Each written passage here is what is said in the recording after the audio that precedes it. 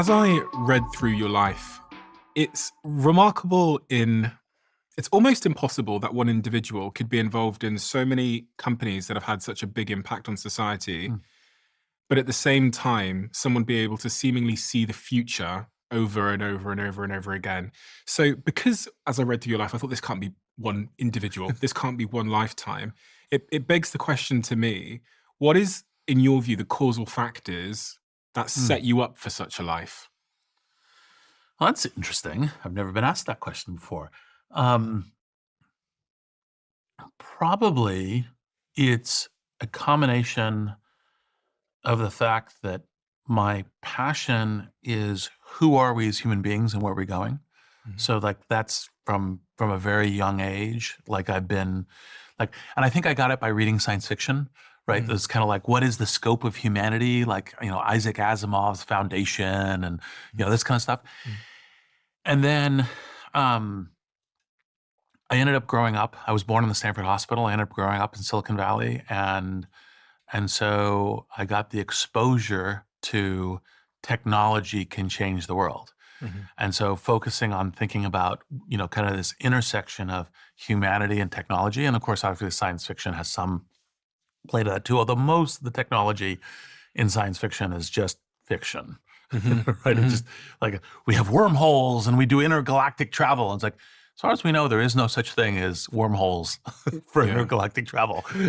Right? I mean, all current contemporary theory of physics would Yeah. suggest that there isn't. Mhm. I mean, there may be wormholes, but they're not for, put your Star Trek spaceship in it and go somewhere. Mhm. And then probably the other part of it is um, I played a lot of board games when I was a kid. And so it gave me a very deep sense of strategy. And so approaching life, yeah, exactly. Wow. This one here, you probably remember this one, Yes, I right? do remember that. Right. In the names on the cover. Borderlands. What age were you when you started playing RuneQuest? Be 10. And what is the link between the life you lived and the board games you played as a 10-year-old? Well, mostly as a function, again, like the role-playing games is like strategy, right? So it's kind of, how do you kind of think about like an adventure is both a narrative experience, but is also a strategic experience. Like, how do you save the town from the the bandits, that kind of thing. Mhm. And so it gave me a deep sense of kind of like how to strategy and tactics and problem solving, and how do you do it as a group, right? Because in fantasy role playing games, it tends to be, you Mhm. know, uh, especially when I was doing it as a kid, a set of blokes around the table. Mhm. I hear it's now a little bit more gender balance, which is good, and especially for the blokes. Mhm. It's like, oh, we're not just geeks by ourselves here, right? Um, and um, and the way that I got to doing this is I was enough because this is kind of the focused, kind of kid I was. Is what I'd heard that the Chaosium had their offices were down the street from a friend of mine's, and so I literally walked in the door and started hanging out at their office. And they're the maker of this game. They're making this game. The chief editor, I think, wanted to get me out of the office. So he handed me the in development draft of this and said, "Here, go look at this." And so I took it home as an obsessive kid. I like redlined it. I worked my way through it and I brought it back. Like he gave me on Friday and I brought it back on Monday. So he failed on his get this kid out of the office mission, right? But he was then, and I still remember this look of vague irritation when I handed him this because he's like, oh, this kid is handing me this thing. Oh, fuck. I don't want to be a mean guy. And then he started looking at it and went, oh, this is actually good work. And it was like, I want to use this work. And I was a kid, so I didn't understand. He needed to pay me to use it. That wasn't why I was just doing it because I wanted to show that I knew how to do this stuff. Mhm. And so he then wrote me a check. So it was my very first paycheck to be able to use the work in the publication. Because this is how copyright that means he then owns all the work that I did so he could publish it. And is your work still in here today? Yes. Uh-huh. So edits that you made to this game are still in here. Yes. At what age? That was 12. Wow. That's incredible. Yeah. And how much did he pay you? Oh, it's like $160 or Well, something. it's not bad for a 12-year-old. I Yes. mean, No, no, no. inflation, that's like My dad was originally opposed to fantasy role-playing games. It was like, what are you doing? Like, Mhm. go like be on a path to a real life. And then when I brought home the paycheck, it's like, well, maybe that works. And what were your dreams at that age? What did you think you were gonna be when you were older, sort of 12, 13, 14 years old? Frankly, I had no idea other than the following entertaining thing, which is since both my mother and father are lawyers, when I was asked when I was 12 what I wanted to be when I grew up, the answer was not a lawyer. Oh, really? Yes. Well, because lawyers, um, look, obviously, a bunch of are barrister on the side of the pond. Um, Lawyers are essentially modern gladiators who are paid to be the gladiator of whatever their paycheck is, whether it's a client or whether it's, being a full-time employee and so forth. And it's quality work. It's important for society. But like, I was like, no, no, I want to create things. I don't want to be a, belt on my sword and, go to verbal battle for, Mhm. whatever the, contract or litigation or any of those things. And I was like, no, no, no, I actually want to go build things. And so I didn't know. You normally have about a 2 to 3 year plan that's iterating, Mhm. right? And that's tends to be what I do. And being born at Stanford Hospital is pertinent as well. I don't think Yeah. people in the UK and around the world necessarily know the significance of that. Yeah. But can you explain why that's important? Silicon Valley is it's a network of a generative platform. So like one of the things that I have learned to think about is networks amplify productivity. That's not just as we get to why it is. I conceptualized and founded LinkedIn, but it's think in terms of networks. It's one of the reasons why cities are such uh, engines. Like basically, if you really look at economies, it's city regions. And it's because the city region creates a network, right? It's a network of could be suppliers and all the rest, but also talent and capital and knowledge and communication and strategic lenses onto the world. And so Silicon Valley has been like people go, oh, I'm a genius. It's like, no, no, I'm in Silicon Valley, right? And that Mm. really helps. And so being born in Stanford gave me this a set of different, kind of perspectives. One, technology is a lens into the future. Another one is as an individual, you can go create a technology or a technology company that can be a lever that can move the world, right? Mhm. And that an individual, from anywhere can kind of do that. And all of those things were part of the luck of being born at Stanford. The luck. Yes. Well, you don't choose where you're born. But a lot of people were born there and they didn't go on to do the things that you did. People like to tell stories of manifest destiny. It's because I am great. I would have been great anywhere that I was, right? And it's self-delusional. I mean, yes, I think I'm smart. Yes, I think I'm hardworking. Yes, I think I'm strategic. Yes, I think I have skills that are rare in human condition. But any great achievement also has luck, right? And I can point it in any companies. I can point it at any individuals. And for example, one of the basic luck is like I had exposure and connection to Silicon Valley. If I didn't have that, the technology destiny or the technology achievements I've done wouldn't have been able to do those, or wouldn't have been able to do those the amazing way that I did them. So what would you say then? Because there's people that listen to the show all around the world. We just Spotify Rap just came out, and globally Huh. we have quite an extensive audience. Yes. It's funny. It's funny that it's so globally distributed, but I think it's a factor of being on YouTube and speaking English. What would you say to people that are born in? We've got an audience in Cape Town, in Indonesia, Yeah. in Australia, New Zealand. What would you say to people in those parts of the world? Can you still be quote unquote massively successful? Yes. But you have to think. So, and I see you have a few of my books there. Um, my very first book, The Startup Review, which came from the commencement speech I gave at my high school, the Putney School in Vermont. Because I was like, what do I say to a bunch of 17-year-olds? Mhm. Right. And I was like, well, be the entrepreneur of your own life. And what that means, there's a chapter in there that says, uh, the bad advice you're usually given is just follow your passion. And the problem is your passion might be very passionate, but do you have a strategic advantage there? Is that something you can do? And so applying the rules of entrepreneurship, yes, of course you have to be passionate about what you're doing, because if you're not passionate, you can never be world class unless you're passionate about what you're doing. But that's not the only thing.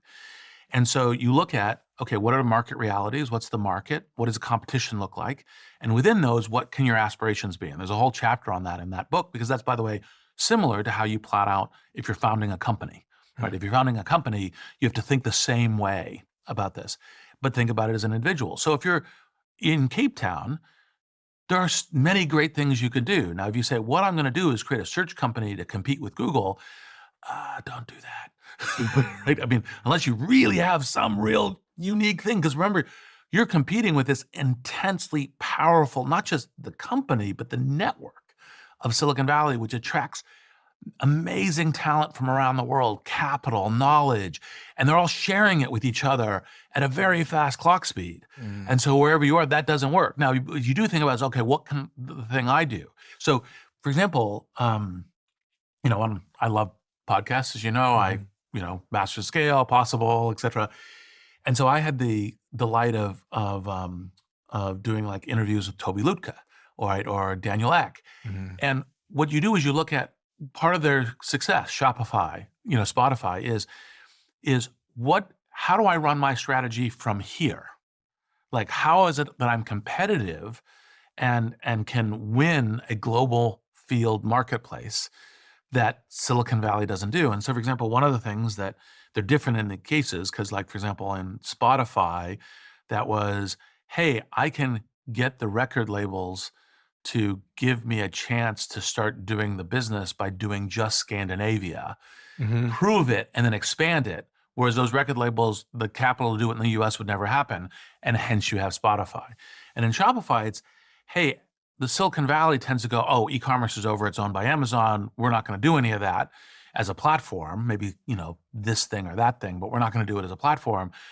Well, but they're wrong, and I can do a long place. And then once I get to this network effect of a whole bunch of, small and medium businesses doing their own, kind of websites and e-commerce, then I am the platform for that. So it's kind of a long under the radar strategy where you're not directly competing with Silicon Valley companies. And by the time the Silicon Valley companies go, oh, there's a major opportunity, you've got it. So those are plays that you can do if you're smart and strategic. But you have to know, like Toby Lutka, is deeply informed about what's going on in Silicon Valley. Like when he's charting a strategy, he's aware of that. He's got connections. He visits. I mean, I'm a friend of his, right? And that's part of, like, if you're doing a global software play, you have to be aware that your competition is global. There's an element of self-awareness required here. Yeah. And it's funny because when I was younger, I certainly didn't have that self-awareness. I thought that I could start a social network from my bedroom without ever doing it before. And I wasn't necessarily thinking about the geographical situation or Silicon Valley. How important is self-awareness as an entrepreneur, and how does one cultivate it to know what challenge is actually befitting of their skills? So I think self-awareness is generally a very good thing for all human beings. And you still have to be irrationally ambitious, which is, I think, very important. And so sometimes self-awareness and just, immense ambition sometimes don't go together. It's better when they do, but that's fine. What you do have to do is be very aware of what your competitive space looks like, right? So just about everybody who succeeds in a substantial way is good at being competitive, right? And if you're blind to your competition, you're kind of hosed. If you're successful, it's just because you're lucky, right? Because and that's part of what I was referring to earlier in luck. If you start a business where you have the luck where competitors haven't identified it, and you get a long head start on it, that's an instance of luck. Not all the successful companies are that way, but that can be very good and very useful on that. But you have to be very aware of what the competitive landscape looks like. Now, that's also true of individuals, right? Because it's like, well, who am I competing against is a relevant question. But it's you can be kind of competitively blind as an individual and still be very successful because of the way it works. But if you're competitively blind leading a business, leading a startup, almost always that's hosed, right? That's one of the reasons why, like, the all investors in Silicon Valley always ask about your competition. And if you say, I don't have any competition, you're like, well, if they disagree with you, they're not going to invest because they go, you're competitively blind. Is there any such thing as an entrepreneur in the sense of, people always ask me, they say, can anyone be an entrepreneur and a founder? And there's so many different types of companies one can start these Mm. days that it's a quite tricky question to answer. But do you think anyone, because there's going to be people listening to this now that are they're managers in companies, Yeah. they're working in a law firm or whatever, and maybe they've got an idea. I mean, everyone's Yeah. got an idea, and they don't know if they're the type of person that should pursue it or not. Is there a framework one can run through to Yeah. decide that? Yeah, I'll run through a framework Okay. to help the folks. The short answer is no, not everyone should be an entrepreneur, just like not everyone should try to be a professional musician. Mhm. Not everyone should try to be an athlete. Not everyone should be. You have to look at what your competitive advantages are. And does your disposition, skill sets, path give you a competitive edge? In this case, it being an entrepreneur, Mhm. right? Mhm. Because any game that's competitive, right? And entrepreneurship's a highly competitive game. That's part of the, it's as competitive as trying to become, a uh, a globally renowned actor. It's as competitive as trying to become the CEO of a major bank or anything else. So it's a competitive game. Mhm. So for an entrepreneur, what you have to do is you have to say, okay, well, I have to be able. One of the classic ones uh, to take substantial risks. Now, it's not being risk blind. Entrepreneurs are actually not risk blind, or occasionally they are, and occasionally they're lucky and it works. But almost all the successful ones realize that when you start a company, you're default dead, right? By default, the company is out of business, right? And so you're trying to get to a point where it's default alive versus default dead. Mhm. Then there's a whole bunch of different things that go into that game. So one is, well, can you go get the capital? Are you in a market that allow you to get the capital? Can you move to a market that allows you to get the capital? How do you pitch the capital? How does pitching capital go? And then you get this kind of flywheel going between, capital, um, talent, business realization, capital, talent, right? And you're doing that. And the business realization obviously includes customers, includes go-to-market, includes building products and services, et cetera. And by the way, it's dynamic. So you say, well, I went and worked at a large company and I learned a bunch of things. Like, well, yeah, but you didn't learn how you're default dead. You didn't learn how to launch a new product. You didn't learn how do you start with a small product and grow to a larger product, Mhm. right? You didn't learn how do you set up a team from scratch. And by the way, a team from scratch when the vast majority of human beings like more certainty Mhm. in what their week looks like, Yeah. right? Like, I'm going to come work at a place because I can continue to work at the place. And as long as I'm capable of what I'm doing, I keep my job, Mhm. right? In terms of what I'm doing. And so I understand the certainty. So entrepreneurs have to do all that sort of thing. So in addition to kind of risk taking, you have to be good at bringing many resources from different vectors into your vision and working with you. So there's investors, there's employees, there's customers, there's advisors, there's partners. You have to bring the right set of those people along with you in this this kind of iterative journey. You have to be able to grow yourself and learn because the game changes.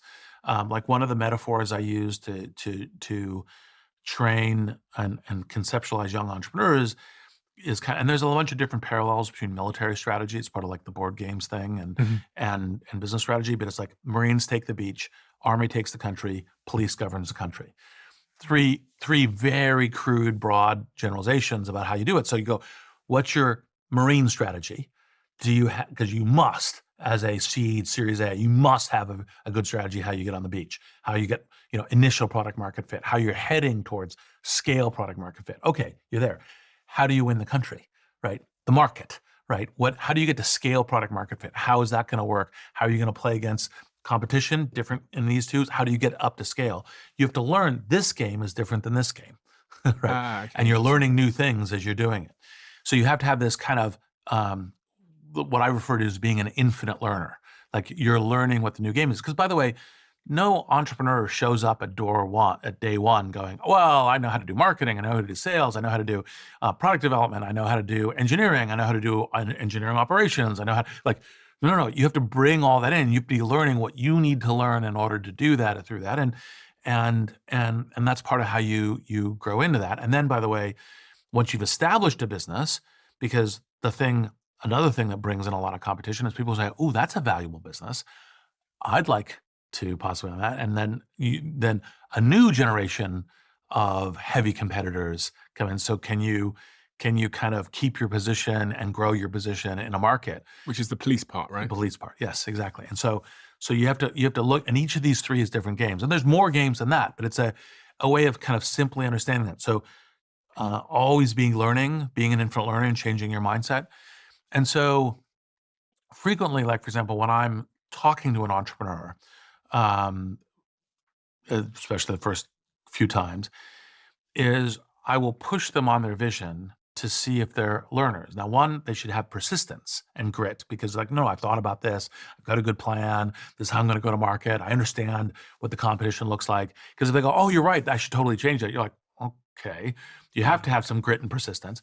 But on the other hand, if they're not like going, oh yeah, no, if we can counter that, yeah, we'd have to do something about that. Like if our competitors started doing that, and maybe we do this, right? Mm-hmm. So they also are learning. They have flexibility. So you want that combination. Like one of the things about startups is you have to bring kind of this dual-lensed focus of things that seemingly are a little contradictory.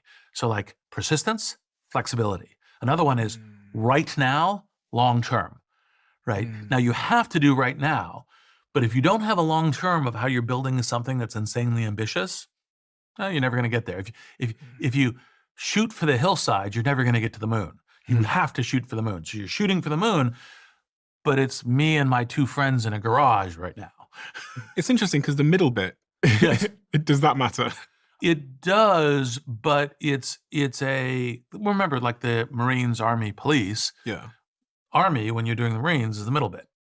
Right. Okay. Right. Right. Yeah.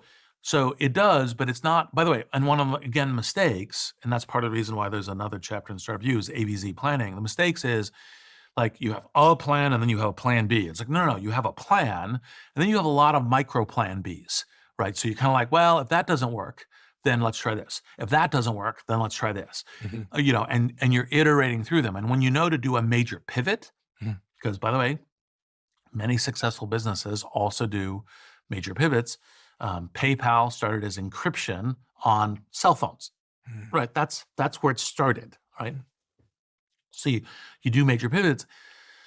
It's when you go, oh, my current plan, which I've iterated from my first plan, is worse than my first plan.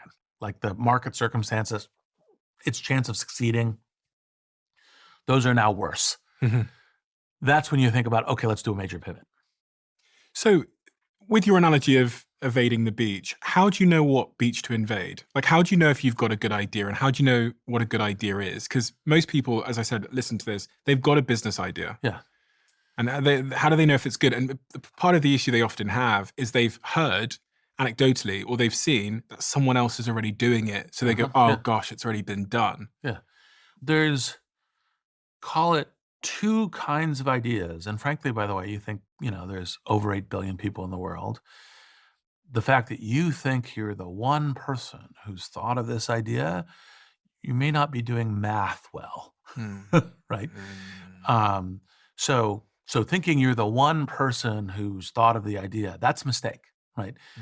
The question is, are you the person who can pull it together into momentum and pull it together? And it's still, by the way, that may be, well, okay, that gets down to 100 people. Okay, well, am I the one who's in motion right now? Am I the person who's willing to take the risk, quit my job and do it?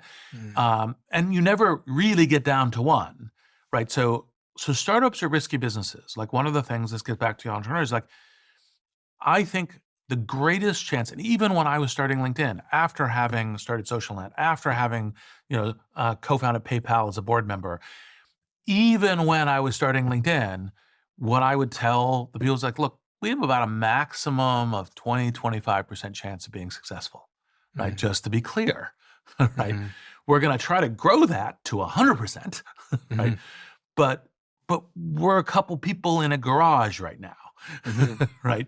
Like Mm. there's all kinds of things that can go wrong. Anyone who's telling you it's 100% now, they're lying to themselves or they're lying to you. Mhm. And like I'm very realist and ambitious in my strategy. And so you should never think you're starting something 100%. Now, within the ideas, you go, there's roughly speaking two kinds of ideas.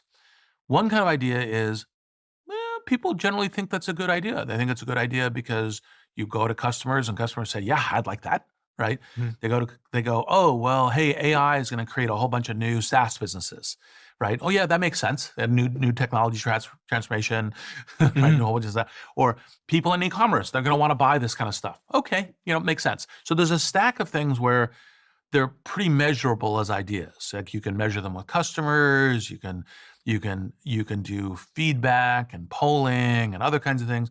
Now, there's good news, bad news on this category. The good news is you can de-risk, is there a market for your idea? Mostly. Not entirely, but mostly.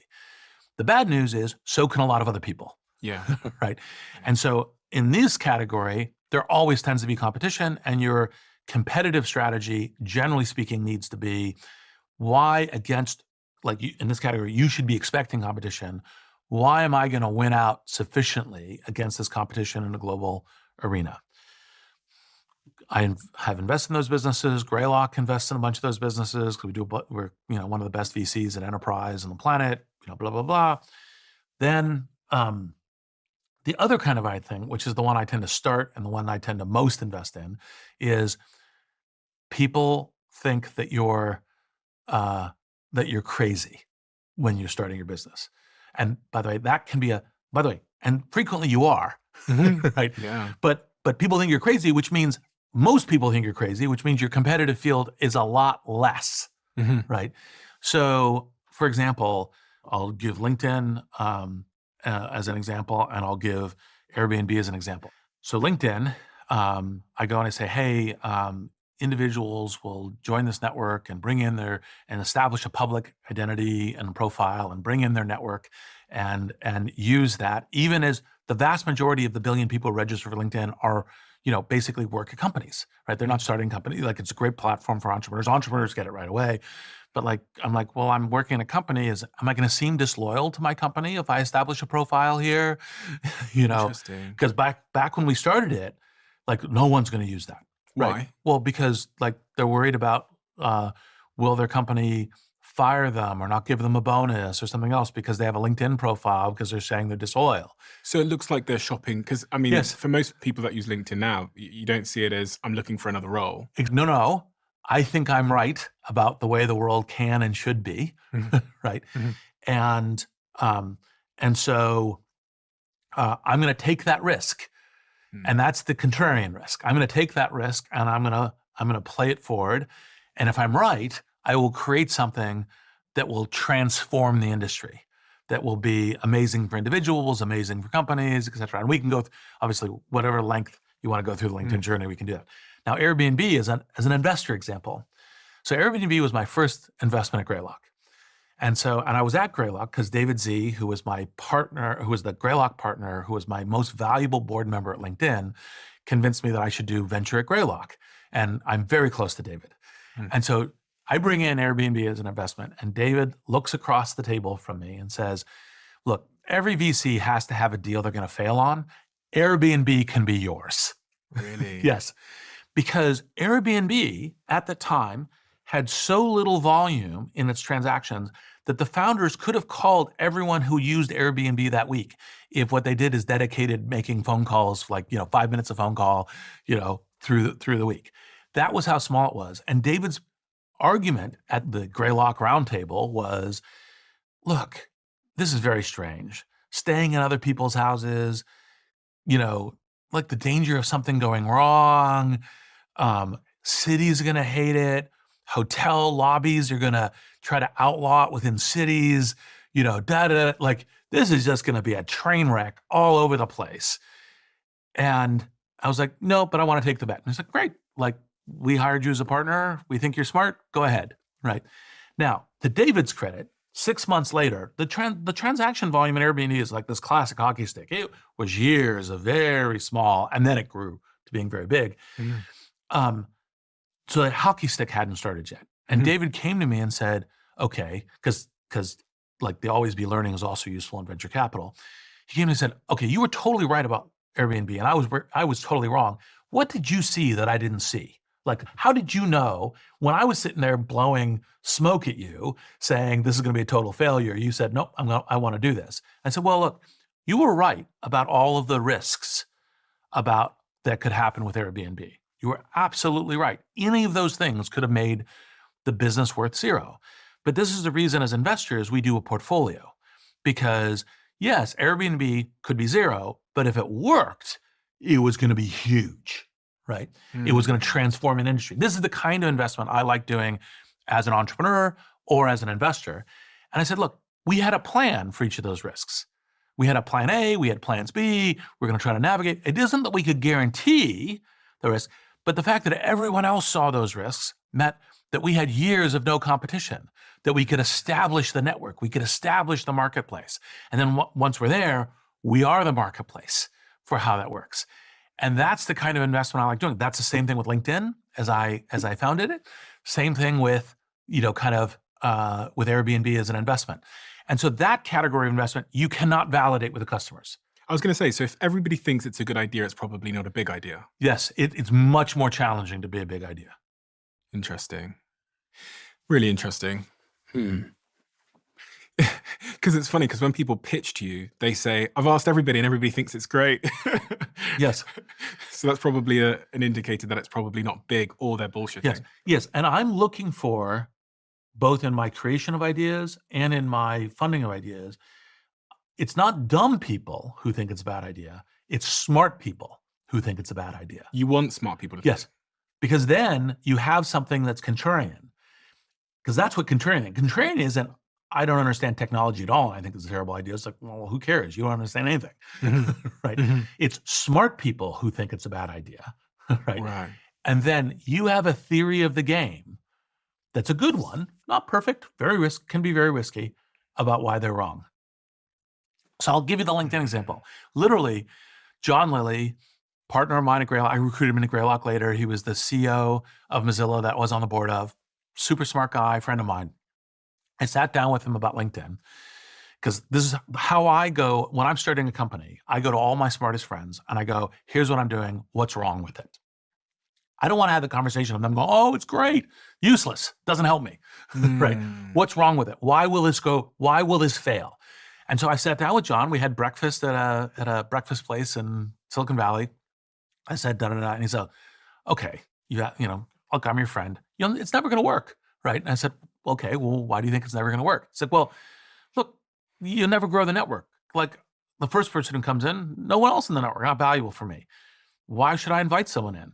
Until you have, like, I don't know, 500,000 people, 1 million people, there's no value in the network. So there's zero value. So it's never going to grow. You're never going to get anywhere, right? And it was a very smart, perspicacious thought that was probably the key thing for starting LinkedIn was, how do you get to millions of people in the network? Because that's the only place where the value proposition kicks in, right? I knew that if you had 1,000 people come in, 900 of those people would be exactly like John. They'd go, I don't see anyone else here in this network, etc. But I knew that some of them, somewhere between 10 and 100 of them, would go, oh, I see what this could be, and I kind of want to play with it. So, I'll invite Steven, I'll invite some people in. And then as it very slowly starts going, then all of a sudden there's enough people in, it's interesting, it's curious, and you could grow to being valuable. So I knew that by persistence through those initial exploratory people who are curious, people who want to experiment with it, people who got the vision of it, et cetera, that all of that, I could grow to your initial critical mass, and then it would kick in. The model of LinkedIn, obviously I know LinkedIn more today than I did back then in 2000. So the network effects were slightly less important than the model is today, because a lot of people today are using it not to search for a job or a professional, but to talk about themselves or to share their life, etc. And we knew that we would get to growing network effects. Like, for example, again, part of the, Marines, Army, police is your network effects may very much evolve. You may start with no network effects. That's fine, Yeah. but you have a plan. Yes. Yeah, yeah, yeah. So am I right in thinking, because around then there were social networks emerging that were very focused on people conversating with each other, whereas LinkedIn, by design, it didn't really matter if anybody was chatting to you about what they ate for dinner that No. day. So a new network could penetrate the market that was less dependent on the like social networking component. Because Yes. if I go on there and make a profile and put my CV up, it doesn't really matter if I don't come back for 4 Yes, days, exactly. because I can get an email Yes. that will bring me back in saying, oh, there's a job here. Yes. But once my profile's up and ready, Yes. I'm now giving value to the rest of the network just by being there. Yes. And that's a virtue, not a bug, because it was part of how we solved the critical mass problem. Yeah, I could never understand how LinkedIn did that, but now it makes sense to me. Yes. Because I always think, God, building a social network is just it's asking for like Yes. hell in your life. Yeah. Well, I'm kind of a specialist. Yeah. Right. Yeah. For one of the first investors in Facebook, one of the first investors in Friendster. Oh, right. I Right. didn't realize you were Yeah. investing in Friendster as well. Yes. You were part of why it was so successful, but also why so many of the alumni of PayPal went on to become multi-billionaires. I think 7 people that were Wow. part of that sort of early PayPal founding team went on to create Tesla, YouTube, Reddit, SpaceX, LinkedIn.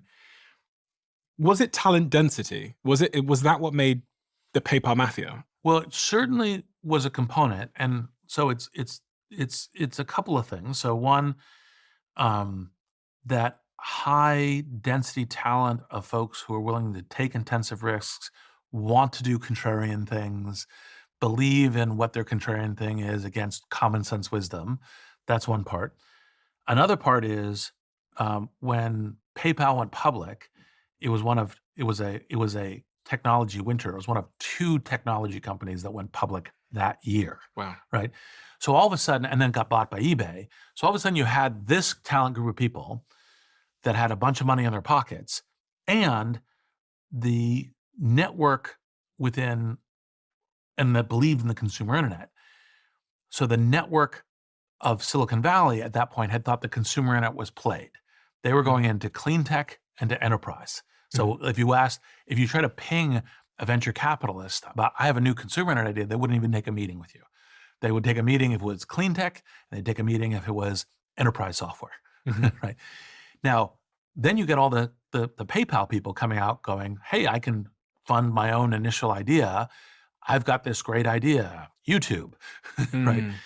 LinkedIn, and I can fund it and I can get it going. And this is part of the Web 2.0 movement. This is I coined the term Internet 2.0, and then Tim O'Reilly made the much better term Web 2, right? And so these folks going, no, the consumer internet is like, that was just the first wave on the beach.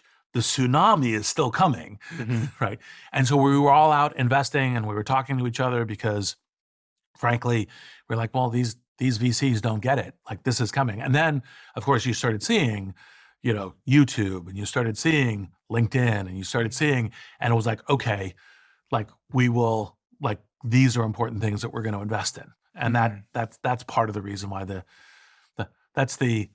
because, by the way, remember, bad competition, right? That's one of the reasons why not just talent, not just capital, but also competitive steering is part of the reason why the PayPal network, or the PayPal mafia, had such a massive suite of success. I often hazard a guess at what the fundamental game of business is for a startup founder. And I've hazarded a guess before that it's recruiting the best group of people you possibly can, binding them with a culture that gets the best out of them, and setting them a vision that's worthwhile. But from reading your work, there's a couple of things, and just from hearing you today, sales is so like pertinent to all whatever of this. your go-to-market is, and it can be sales, B2B enterprise, et cetera. But, like, for example, in social networks, it's usually a viral marketing or viral growth plan. So when I say sales, I actually mean like selling. You have to come on board my vision, Yeah. invest in my vision. Because, by the way, a partner, when you're a startup, is also investing in your vision. Yeah. An employee is investing in your vision. Yeah. Right? How'd you be good at that? There's a limited set of skills that you can actually teach to entrepreneurs, versus the entrepreneurs just learning by doing. Mhm. One of them is pitching, right? Mhm. One of them is understanding how do I communicate my vision in a way that other people can go, that's really exciting. I want to join your vision with you. And if I was a young entrepreneur telling you, right, I want to be better at pitching my Yeah. vision so I can get world-class people to join me, Yes. world-class investors, partners, is there any advice you could give me on things I should and shouldn't do? Yeah, absolutely. And by the way, we could spend the entire podcast Hmm. only doing this. I mean, Interesting. there's a very deep well. But here's some simple tips. So one is the mistaken lesson that most people learn is to try to do reality distortion. It's like, no. Silicon chips to make ice cream shakes. It's the thing. No one's thought of it. It's really big, right? And people are like, okay, what you're convincing me is you're crazy, right? Like you're literally like, please leave now, Yeah. right? So you have to realize that all pitches are dialogues, right? And you want to be listening to smart people. And you, like, generally speaking, everyone you want to be recruiting, you want to be recruiting smart people. You want the absolute best talent working with you. You want the absolute best talent working in your company. You want the absolute best. So you want people who are thoughtful and asking good questions. Like, for example, I pitch insanely aspirational businesses, but I don't pitch them saying, oh, LinkedIn is guaranteed to succeed. There's no universe in which LinkedIn won't be the transformer of professional work and careers. What I do is say, it can get here. Like, we have a real chance at this. Now, we have to navigate these risks, but if we navigate these risks, we're going to be here, Mhm. right? And then people say, you're credible. You have a huge vision. You're compelling. I think you can do this, Mhm. right? And then they come on board with you. So one of it is to pitch the huge vision, but show that you're aware of the difficulties of getting there, Mhm. right? Now, you don't have to go through all of them. You just have to go through enough of them or a big enough one that the person goes, okay, great. I get it. You're seeing it, right? Another part of it is to say, this is part of the reason why competition is important, is like, I understand what game I'm playing, right? Here's my theory. This is what competition plays in. This is why I think the market will favor me. This is why I think technology trends will favor me. This is why I think I have a very unique edge.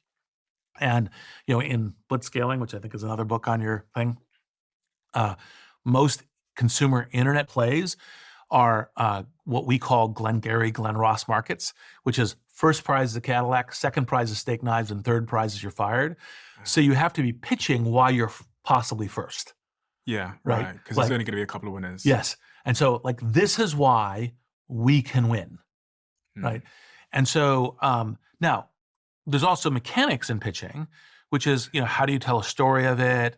Part of the thing I tell entrepreneurs is to, even if the person doesn't ask you the risk, tell them what the risks are and how you're navigating them, because it'll establish trust, right? So, like, for example, in pitching investments, now this I didn't know until I started learning it in terms of a mechanic of pitching is, and entrepreneurs tend to go, oh, when I need money is when I, write up my PowerPoint and I hit, knock on the doors, go, hey, give me some money. That's a foolish time to start the conversation. Much better to start the conversation when you're not saying, give me money. So if you, like, as much as you can in all of these things, start the conversation well before you're getting to a potential contract of any sort, a partnership or a investment, or even an employment contract. Like, so for example, always be recruiting doesn't mean, oh, I want to hire you right now. It's like, okay, find great talent. This is one of the things I learned from SocialNet and brought into PayPal. Find great talent and start talking to them, right? Even if today you don't have the right position to hire them, right? Now, obviously, there's a whole bunch of great talent. You could waste a whole bunch of time. You want to be talking to people that, you either really would love them to join at some point, not too distant future, or they know other people who would be like that. Because, by the way, part of when you meet great talent, you realize how to, like, because you're always adding new great talent. You're like, oh my God, we need people like this. How do we bring them in? So, for example, one of the things that I learned that was, look, they have to be able to do the job, right? No question. But if you said 2 years of experience and an insane learning curve, that's much better. An insane learning curve, by that you mean someone that's rapidly learning, Yes. self-teaching. Yes. Okay. And learning on the job and going and Okay. figuring it out. And so when I went to PayPal, and when the company was founded, I was on the board of directors. I was like, this is what you're looking for, not this. Okay. Right. And so back to your like PayPal Mafia question, that's because we hired those kind of people. Right. Interesting. There was a very limited set of people in the company who had had more than a couple years experience working within payments, within banking, within, because it was the, learning curve. When you look at your portfolio of investments and the entrepreneurs you meet, do you think young entrepreneurs realize how significant hiring is to their eventual outcome? Because they tend to focus on like how good the product Yeah. is or sometimes capital. But I just looking at my own Yeah. portfolio, I often find myself like feeling like an old man because I'm telling them that like spend more time hiring, Yes. not just hiring your friends because they're willing to come work here. Yes. A proxy for a founder, if you're not spending a third of your time hiring, you're very much under delivering. This is the thing. It's like, look, uh, life is a team sport. Companies are team sports, right? If you could just do it yourself, you wouldn't hire anybody. You're hiring people. So like you say, well, I've got a really good, you use a European football analogy. I've got a really good striker. Great. Well, we don't need to worry about the halfbacks or defensive or, goalkeeper. No. You have to hire all things. And you go, well, I'm a really good halfback. That's great. You need the others too. I think when I was young, when I was 18, 19 years old, I somewhere in my brain thought my outcomes were going to be determined by how hard I worked and how good my ideas were. And it wasn't until I accidentally hired someone fantastic that I realized Yes. the absolute tremendous impact that an A player can have on everything. Yes. And that was just such a mental shift for me. Yeah. Literally, I think Zuckerberg puts this in a very good way. He wants to hire people he would work for. And why? Why is that? Because that's a demonstration of high talent. Okay, yeah. Yeah. When you're a young founder, you're somewhat insecure though. You think, oh God, why would that person want to come work here? Or I can't afford them, or you want to hire the best people you can. And by the way, if you can hire people who are better than you, oh my God, it makes you much more likely to be successful. Yeah. Yeah. It's my experience that young founders don't really think about that. Because they're also insecure. So they think, I can't manage that person. Yeah. Well, but your theory of management is, look, if you can hire someone where your only management technique needs to be let them loose, that's best. Like just go. Right. And is there anything practical about hiring? People say like hire slow, fire fast, or other sort of like cliche advice around hiring that matters. Like how important is it that they're culturally aligned? Or so culture can matter. I would say, look, in terms of, and hopefully it's not a cliche, but hopefully a heuristic principle. References are more important than interviews. Right? We get a lot of repetitive experience at being compelling in an interview. And if you can't, and by the way, some great people aren't compelling in interviews. Right? They're not really great at selling themselves, but oh my God, are they amazing in the field? They're made like an engineer. Like an engineer might be like, and you're like, okay, but oh my God, can they do great things? In which case, like do whatever you can to hire that person. So if you ask me, you can only have references or only interview 10 out of 10 times, I'll hire the person on the references. Surely you're not talking about the types of references where they give you the reference No, themselves. of course not. No. And this is one of the features of LinkedIn. Like you want to find references that will give you good perspective. Now, even if you can't go find someone that you know or you have a tie to, or as what we refer to frequently as an off-balance reference sheet, e.g. not the one they give you to be a reference. So even if they say, oh, here's, I'm Reid and here's my reference, Bob or Susan. You call Bob or Susan and you say, this is a standard question I will use all the time, but especially if I'm calling someone who's a given reference. Say, look, I believe every person is a combination of strengths and weaknesses. And if you don't give me a weakness, I will believe it's so bad that I should not hire this person. Right? So if you say there's no weakness, I'll just go, okay, I understand I shouldn't hire this person. Thank you very much. Right? In that, they will almost always give you something. right? And you can think about it because we are all combinations of strengths and weaknesses. Mm. Like, I'm one of the best people to have on your side for creative strategic problem solving. Like, one of my employees once told me, he's like, I would never hire you to run a McDonald's. I'm like, I wouldn't hire me to run a McDonald's either. I'd be terrible at it. Right? So that's combinations of strengths and weaknesses. Right? And so everyone has them. There is no one who is all strengths. I mean, people tell themselves that, but that's self-delusion. Right? And so you have that conversation with a reference, and the reference will tell you something because they're not used to saying it. So they might say, oh, you know, Susan or Bob, they're a perfectionist. He's like, oh, so they get their work done slowly because they're, like you push them because they're trying to get the one that's actually like more. Oh, they spend too much time working. You're like, oh, that means they're unintelligent about how they do the work. Yeah. Right. So you can push them into where they're like, yeah, like they can get a little disorganized when they're stressed. Okay, great. Right. And then you can, that gives you, by the way, because when you get that from reference 1, then when you're calling reference 2, you say, oh, I heard that the person is disorganized. Like, can you tell me a little bit about that? Right. Yeah. I've got some ammo, and they can't then say, oh, no, I've never seen that. They'll probably give you a little bit more context. Yes. On all these great people you've worked with, specifically, you during that PayPal period of your life, one of the things I was reflecting on is they're all independently successful people, but they're all very different people. And that in and of itself is evidence that there's not one version of success. 1000%, There's yes. many different types of success. Presumably there's many different types of entrepreneur, leader. Yes. Give me a flavor of the different types of entrepreneurs you've worked with. And what, because I sat with Walter Isaacson and he talked to me about Steve Jobs, Elon Musk, etc. And it was like, Steve's really great at hiring people. Elon's not as good at the people team building part, but he's better at this part. Yes. So no entrepreneur wins at every game.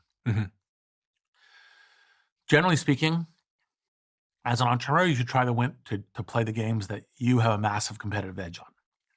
Same thing is true. So some people, for example, like take Anil Busri at Workday, right? He is thoughtful, intentionally cultural building, very professional. So it's a HR product for work. His contrarian idea was going to the cloud and that people were going to do cloud software. For the first, I think it was 500 people that Workday hired, he would always do a cultural interview at the end to make sure that the first 500 people all kind of shared cultural things. So once you get through all the competence and all the rest of the stuff, he would make sure that was a fit. And that's part of how you get cultural coherence. That's like one example, right? Another example, Elon is like, I have a big idea and I convince myself 100% that it's absolutely going to be the case. Like, I am going to settle Mars. We're going to terraform Mars in our lifetimes, which is, no, it's impossible. No human being on the planet, including Elon, is going to do that within Elon's lifetime, right? But I'm going to go all in. I'm going to work really hard. I'm going to be technologically sophisticated. I'm going to work against the odds, right, in order to make that work. That's Anil, very professional, understands the workplace mark. Elon, like, I think I was like the second person he pitched SpaceX to. And his pitch, though, to my defense, was, I'm going to send a turtle to Mars. And I'm like, that's not a business. Right? And you're competing with national governments and like Russian subsidized rocket programs and so forth. This is not a good I was wrong. He was right. Right. But it's not a good equity, kind of play. Right. Him changed over time in terms of his potential and ability as an entrepreneur. No, I've always thought of him as one of the world's great entrepreneurs. Always? Yeah. All the way back to PayPal days. Really? Yeah. No, look, he has done repetitively amazing things. Now, he pitches everything with the same level of certainty, right? Like, I have this idea for online banking. I have this idea for boring tunnels under cities. I have this idea for creating a pneumatic tube for Hyperloop tubes. All of them, he has the same level of, I am 1000% right that this is like guaranteed to be part of the future, right? And I may be the unique person to make it happen, right? So you have to have some discernment. but his on base batting is pretty good, right? Yeah. Inside, is he up there with the best, or is he not a direct hire of people like Steve Jobs was? Um, he hires well. Matter of fact, you can't be a great entrepreneur and not ultimately hire well. Mhm. Um, I think some people are better hirers. Some people also have like are the kind of people that people would work for forever. Um, Elon uh, tends to burn people out a lot. Like there's lots of burnt out people in his wake. And when you go and talk to those people, what you hear is some people say, that was the best work experience ever, and I never want to work for him again. And Mhm. other people say, that was the worst work experience ever, and I never want to work for him again. Mhm. So they're all, I never want to work for him again. Mhm. Right. Mm. So, as kind of a dynamic, because he basically looks at them as disposable parts and, go as hard as you can. Right. And then afterwards, you're out. Don't care. Because he goes so hard. Yeah, he goes hard, but he also thinks your only relevance to me is your relevance. Your only relevance to me is, can you help me with my mission? And after you're done, after you can no longer help me with my mission, you're not relevant to me anymore. What do you think of that approach? That's not my approach, right? It's LinkedIn mirrors my approach. Literally, I am referenceable by every entrepreneur that I've ever worked with, right? As a Mhm. board member and as an investor, right? Mhm. Who, even ones that I've fired as CEO and so forth, those people will say, he was really good to work with on these things. They may also have some critical things. There's no problem with that, right? Mhm. But literally, when I'm pitching an entrepreneur, I just call anyone that I've worked with, Mm. right? Because I try to work with people in a way that even when we're at a at a difficult moment, because I disagree with them intensely about how well they're doing or what they're doing or something else, that I'm doing it in a collaborative, constructive way. And so my goal is to work with people like anyone I want to work with, Brian Chesky, Mark Pincus, et cetera. I want to be able to work with them for, you know, uh, the rest of our lives. What's interesting is, uh, I think these strategies fundamentally come down to what you think matters in life Yeah. the most, because even you could optimize more for um, building more companies or Yeah. something at the expense of something else. And it's a Yes. trade off of something else. Yes. Like you could go harder, Yes. but there's a trade off happening Yes. here. Yes. And we often, because Elon's done these crazy things like the cars and the Yeah. Neuralinks and there's tunnels and now the AI and the X and the spaceships and stuff, we go, oh my God, that's so amazing. And I do that as well as an entrepreneur. I go, fucking hell, Yeah. one person can do that much. Yeah. But we almost never talk about the trade off. Yes. Yep. You're 100% right. And it's so, this goes back to the point about self-awareness. It's like it's so tempting for the brain to go, oh my God, I want that. That's what I want. Yeah. Because you're not seeing the trade-off. You're Yes. not seeing the darkness. That is 100% correct. And look, I respect it. I understand the burn people out, treat them as disposable assets that when they burn out, you just jettison them. And you can be Elon's not the only entrepreneur who's very successful doing that, Mhm. right? But for example, on the other side, um, if you go to Mark Zuckerberg and you talk to the people who work for him, they're like, that was great. That was the best working experience of my life. Of course, I work with him again. Interesting. Because there's a lot of entrepreneurs that are rising through the ranks at the moment that have kind of been raised on the Elon philosophy of do shit tons of things, do them intently, do them with less of a regard for the human Yeah. consequence, do them with less of a regard for work-life balance. Yeah. Well, you have to have the nature of this thing because it's you're by nature dead as a startup. Work-life balance is not the startup game, right? So when we started LinkedIn, we started with people who had families. So we said, sure, go home, have dinner with your family. Then after you're done with your family, open up your laptop and get back into the shared work experience and keep working. If you say that today, though, you're toxic. The people who think it's toxic don't understand the startup game, and they're just wrong, right?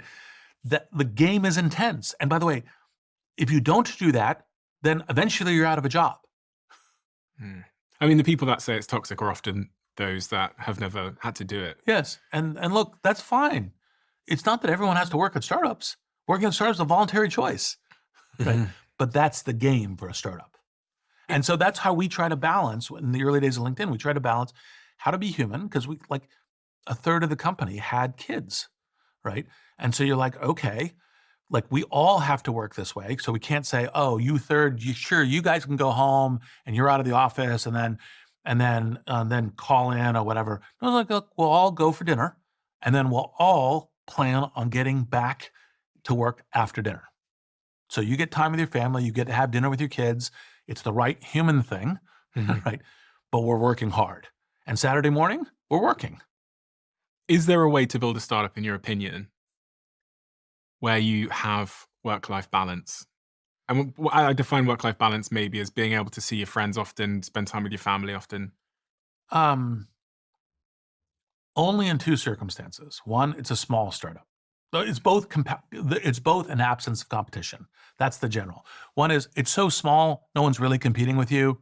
That's fine. Okay, right. Right? An ice cream van in a village. Yeah. Yeah, that's fine. Right? Number two, you have such intense competitive mode that people can't compete with you. Like say, for example, you have some like the only thing that matters in this business is contracts with these three companies, and you have those three contracts. Okay. Fine. But absent that, that's the reason because the startups that if you're in a valuable space, the startups that you're competing with, right? Like we had to make the deliberate decision. Like startups we're competing with aren't going home for dinner, right? They're serving dinner at the office. That's what we did at PayPal. We served dinner at the office at PayPal, Mhm. right? Right. And that was a deliberate thing. We were one of the first companies that started not only serving lunch, but serving dinner, right? Mhm. And then because this is the learning network you get with Silicon Valley, other companies are looking at, oh yeah, we're going to serve dinner too. So Right. people don't go home. Yeah. Don't go home. Keep working. Right. To some people, it sounds somewhat toxic, right? It sounds like, oh God, but that's not what life's about. This is like capitalism. This is Yeah. people just wanting to make loads of money. Well, choose what your life's about. That's fine. There's nothing that says you have to do that. And what gives you the right to tell other people that they can't do that? I mean, Mm, like, what are you patronizing? Like people choose their own lives, right? mm, So, mm. and people can choose that. Now, you have to understand the game. It's like, well, I'd like to be a world-class Olympic athlete, but I really only want to swim 2 hours a day. Well, that's nice, Mhm. right? Not going to happen, Mm. right? You have to understand the game you're playing. If you're playing an Olympics game, like someone who's trying to compete in the Olympics in swimming, they're swimming 7 days a week, 12 hours a day, Mm. right? So choose the game. And you say, well, that's toxic. Fine. Not for you. I think the important thing, which I see some companies doing well, is just to be honest Yes. about that when Yes. you're onboarding people and don't shy Yes. away from the Yes. fact. Exactly. No, that's like in early days of LinkedIn, when we were talking to people, we'd say, by the way, this is how we work, right? We work 6.5 days a week, right? We do get people home for dinner, but everyone, including Reid, is expected, you know, online working after dinner. And do you pay people more for that than the Well, average rate? Or so they get paid in equity, and this is one of the things again, is the first, I don't know, some hundreds of people at LinkedIn all don't need to work anymore because their equity is enough that if they choose not to work anymore, that's totally fine. which is a trade-off that Yes. was clearly worth making. Yes. You stepped back as CEO after 4 years when you were at LinkedIn, right? Yeah. Yes. Why did you do that? So, um, I had um, awareness of strengths and weaknesses.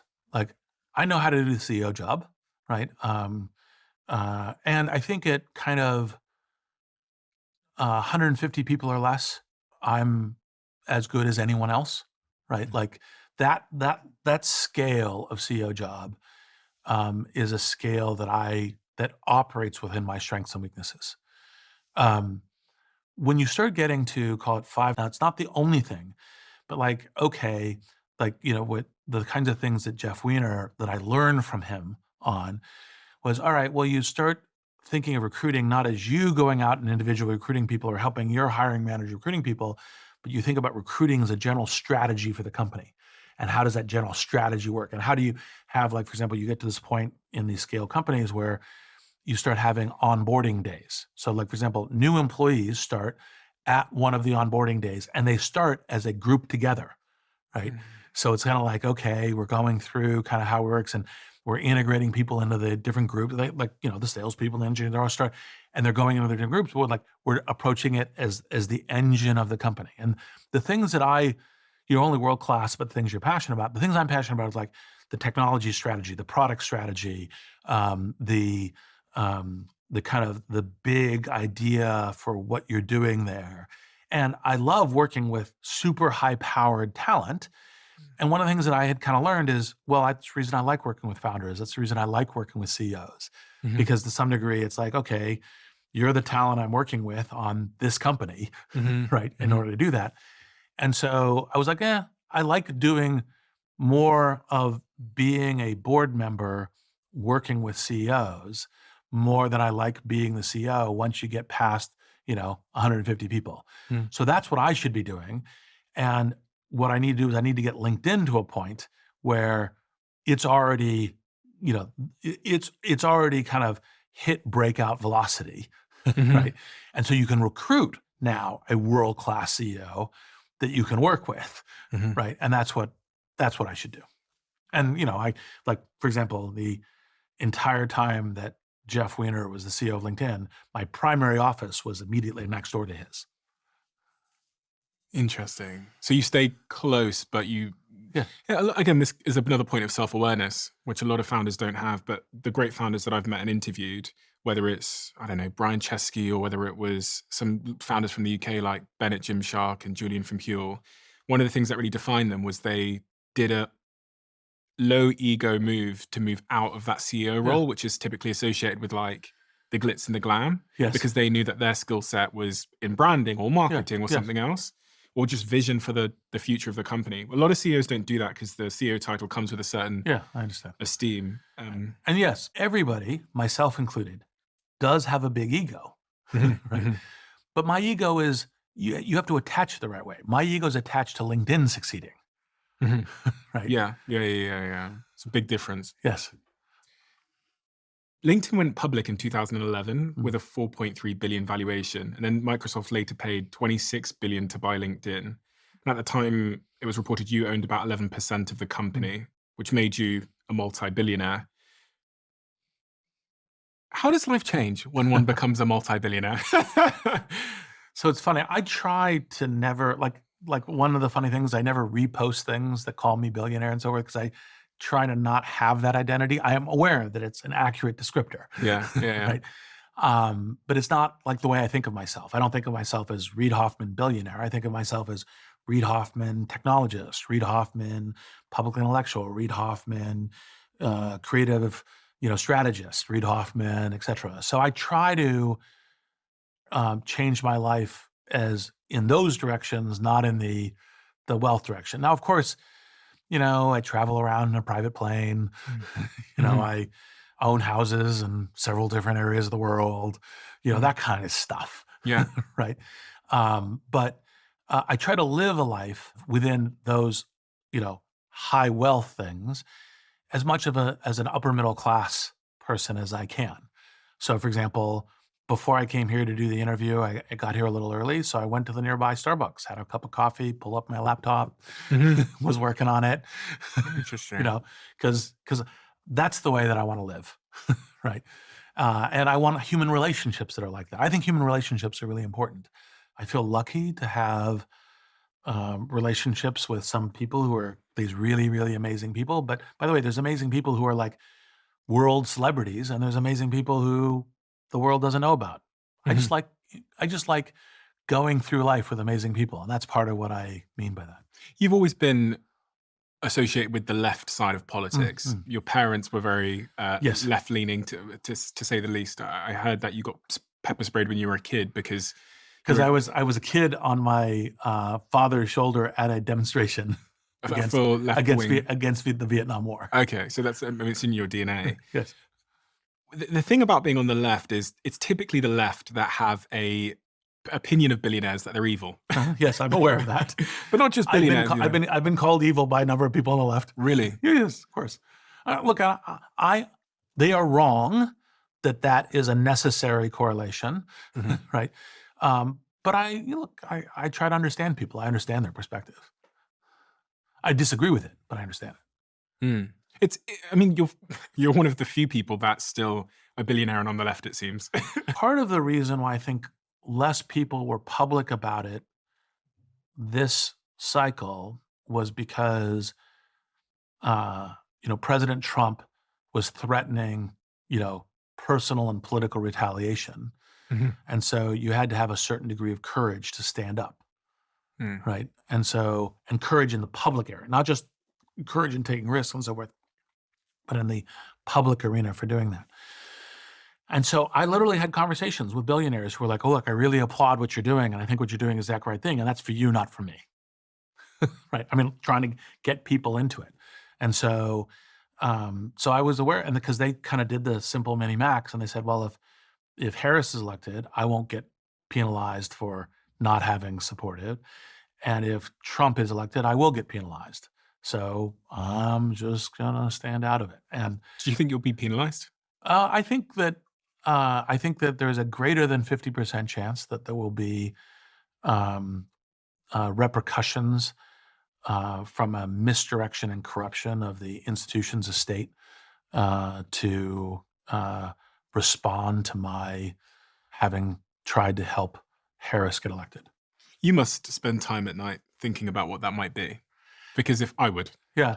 Well, look, it's a range. And look, I hope that it's only in the soft end of the range, like IRS audits or phone calls like, Trump made saying, deny Bezos that DOD contract because, he owns the Washington Post and I don't like him, that kind of stuff.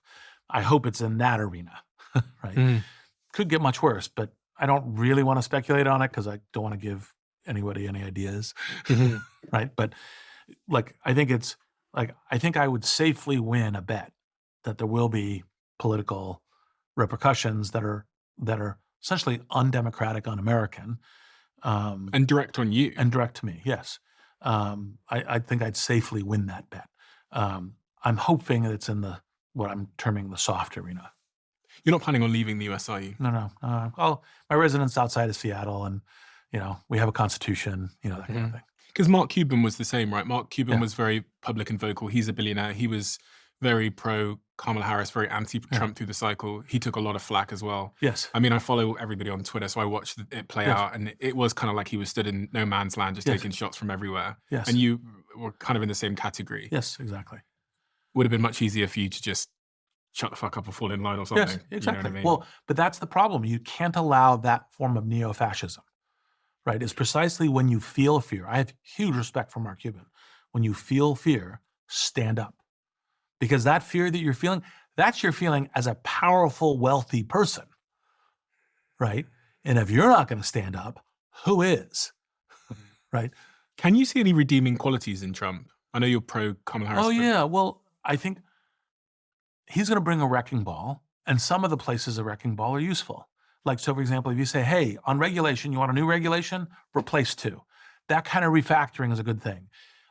Hey, we're going to need a bunch of energy in the future, and we're going to need good, clean energy. I understand everyone doesn't like nuclear. I don't care. We're going to do nuclear. Like, I can see a number of things that could come out that'd be very positive. And I want those things to happen. And matter of fact, part of being an American, I'm going to try to make the next 4 years as great for America as I can, right? My precise complaint with some of the people I'm in political opposition for is don't ever try to break the country. Try to always be building the country. It doesn't matter if the person you agree with is in power or not, be working towards a good collective future. And so I'll be doing all of that. And I'm hopeful for some of that from this administration. Do you think it's a good time for entrepreneurs to be building companies with Trump coming into power? Fundamentally, I think it's always a good time as entrepreneurs to be building companies. So one is like, you have a good idea, the time's now, go do it. Yeah. Capital markets, harder, fine. Actually, if you can get capital, you get competitive differentiation from the people who couldn't. I mean, it's like, so it's always like trying to figure out how to turn the negatives into positives in terms of what you're doing. Now, I think Trump will be broadly very good for entrepreneurship because I think he's going to reduce a lot of regulation. Some of that regulation will have very negative consequences on the society, which, as a society person, I'll be concerned about, like climate. Like, you get the new EPA person coming in, Environmental Protection Agency, and you ask him what the job is, and he says, we need to drill more oil wells, Mhm. right? And you're like, that's not the EPA. That might be the Commerce Secretary or something else, the Energy Secretary. That's not the EPA. So there will be a reduction of regulation because we do have climate change. We're living in it, and it's going to get worse. So those will be places where there will be real damage from the wrecking ball. But for entrepreneurs building new businesses, like, for example, I've invested in a number of fusion and fission businesses because that's the clean energy that we're going to need to, just to bring more of the billions of people into the middle class and to try to remove carbon from the environment and so forth. So, and I've known the regulatory stuff is ferociously bad for that. Well, actually, in fact, I have hope that they're gonna reset that thing, and so all of a sudden, that entrepreneurship turns out to be, in retrospect, wise. Mhm. But I think they're going to reduce regulation across the board for all entrepreneurs, Mhm. right? So I think that's helpful on entrepreneurship. Now, they're going to be probably much more closed at the border, and immigration is an important part of entrepreneurship. You want to be able to get the best talent from anywhere in the world. It's one of the advantages that's helped build the U.S. That I think is going to be more uneven. Anyway, so it's like goods and bads. One of the things that is very different, I think, in this administration with the people he's appointed is there seems to be quite a few entrepreneurs being appointed to fairly important high roles. Well, by entrepreneurs, you mean zero experience ever doing the thing they were doing before? Potentially. I was referring particularly to Elon Musk, David Sachs doing, I think he's doing AI and technology. I think Yeah. there's another guy who looks like he's built a business before. Yeah. So David Elon, obviously super smart, very accomplished. You work with both at PayPal, right? Yes. Yeah. Right. And now David knows crypto very well. So he's the AI and crypto czar and the PCAS person. He knows crypto very well. He hasn't yet done anything in AI. Like, he hasn't been mentioned as an investor or like when I talk to all the AI entrepreneurs, as a desired person for them to work with and so forth. So, he's very smart. So I presume he knows something, but, AI, I think yet TBD Mhm. what he knows. And what he tweets about is anti-woke AI is the most important thing. You're like, that is not even on the top 100 of the issues around how to, promote and build and navigate AI. But he's very good at crypto. He's done a bunch of good stuff there. So and Elon obviously understands AI quite well. On this point of speech as well, obviously there's quite a big shift in speech that's happened in the last, I'd say, 2 years, really from Elon buying Twitter, Yes. where I saw a drastic shift in globally Yes. in what we think is okay and not okay. What's your thoughts on the change in speech? Good, bad, positive, negative? So I, gave a couple days ago here in London the Sir Isaiah Berlin speech, and one of the lines that I used in the speech was, there's competing freedoms. You could say there's the freedom of speech to say whatever I want to say, and then there's a freedom to try to offer something in civil discourse where I'm not going to get harassed Mhm. by a whole bunch of antagonists, Mhm. right? Um, and obviously, they're both good virtues, and what you want is the right blend, right, from Mhm. them. I think that a lot of folks, like, for example, what's happening on, Twitter and X, right, is just virulent, right? It's just toxic. It's terrible. Like, when I tweet anything, including, "Hey, you know, I think the following thing is great entrepreneurship," I get "Oh, you evil liberal, I hope you, kind of fail terribly," and, blah, blah, blah, blah. I'm like, okay, I was tweeting about this great entrepreneurship thing, Mhm. right? And that's the kind of theme in, twitterx.com. I prefer what you kind of thing that you see on LinkedIn. It's like, look, you can say critical things, but you try to say critical things within the theme of, oh, well, that entrepreneurial thing, I actually don't think it's going to be as good as you think, and this is why. What's the difference in the design of the platform that results in two different types of behavior, though? Well, Twitter is anonymous. It allows a lot of bots. It encourages, like it says, freedom of speech. Like if you're tweeting a rape threat, that's fine. It's freedom of speech. You're allowed to do whatever you want, right? Uh, LinkedIn is you're tied to a named profile that's tied to your identity. If you reported for saying something that's frankly uncivil, doesn't even have to be as bad as a rape threat, right? Just uncivil, like you're cautioned, right? It's removed, and you're saying, hey, by the way, that's not for the platform. And if you keep doing that, we'll remove your ability to post, right? So on the Twitter example, what Elon said is that if it's legal, then it's fine. Yeah. But is there an upside to having an environment where people can anonymously say what they want within the constraint of the law? Look, I think there are. It's important to allow. Look, one of the things I think that online platforms give us the difference between freedom of speech and freedom of reach. Like, I think it's okay for people to say such thing as vaccines are evil plots to put chips in people and they give us autism. It's 100% wrong, right?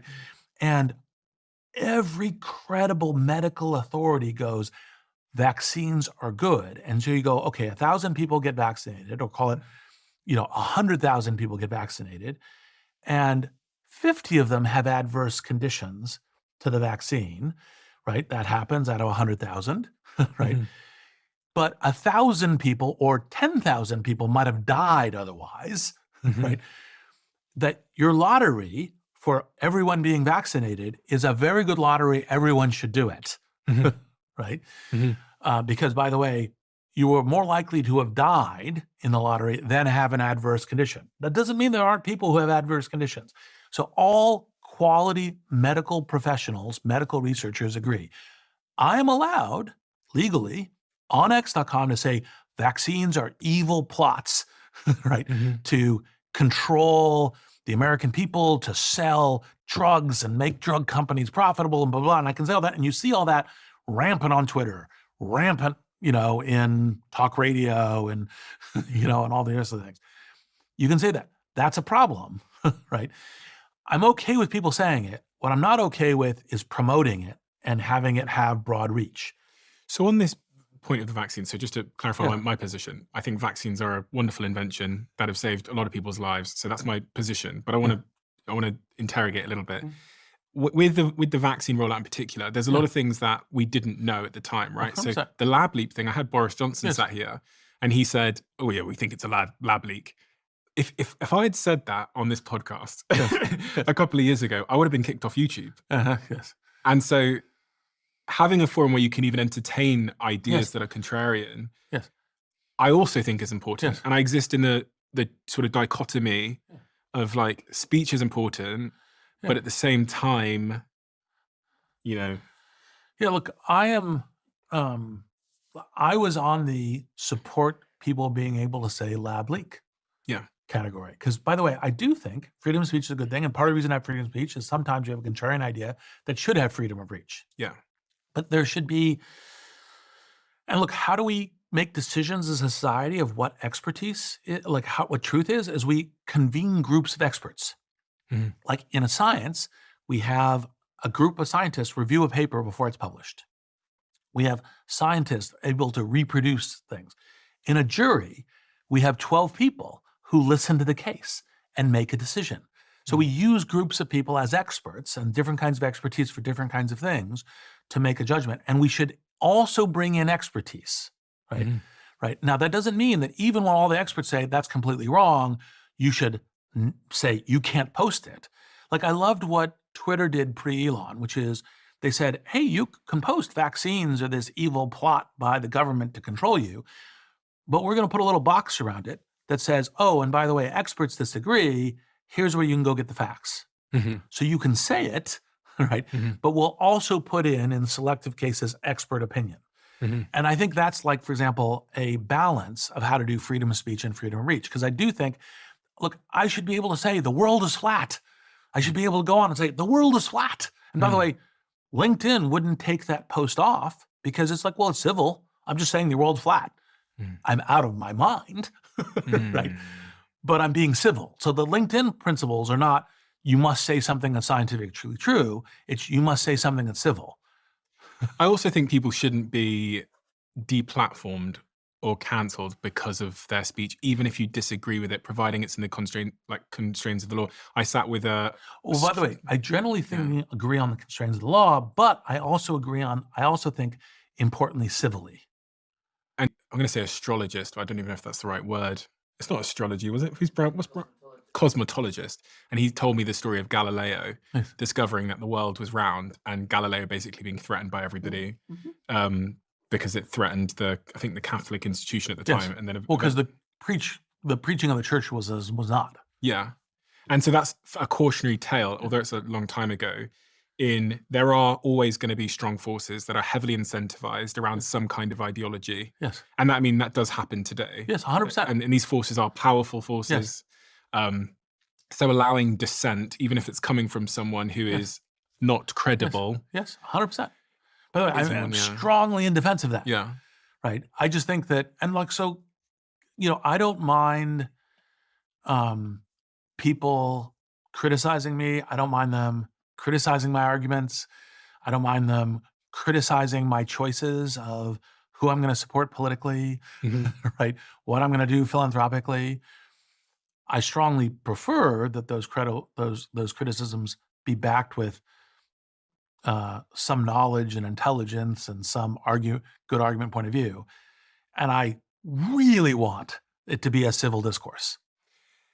It's interesting because the human brain, when we think about it from an evolutionary standpoint, wasn't designed to deal with 1,000 people tweeting at you that you're an asshole. And as a podcaster, as someone who's in the public eye yourself, who is a podcaster but also a famous entrepreneur, you have to deal with that. Like you have to deal with that in a way that's just we weren't designed to. Yeah. And I struggle with it. I struggle with when I first came into the public spotlight, when I started doing Dragon's Den, the Shark Tank in the US, opening my phone and being exposed to just a barrage of like noise on the brain. Yes. Now, whose responsibility is that? Is it my responsibility to like delete the app? Yeah. Or is it the platform's responsibility to moderate people expressing their innate human jealous, whatever it is, So the classic thing that humans make in reasoning is they go A or B. Right. Okay. And your answer is both.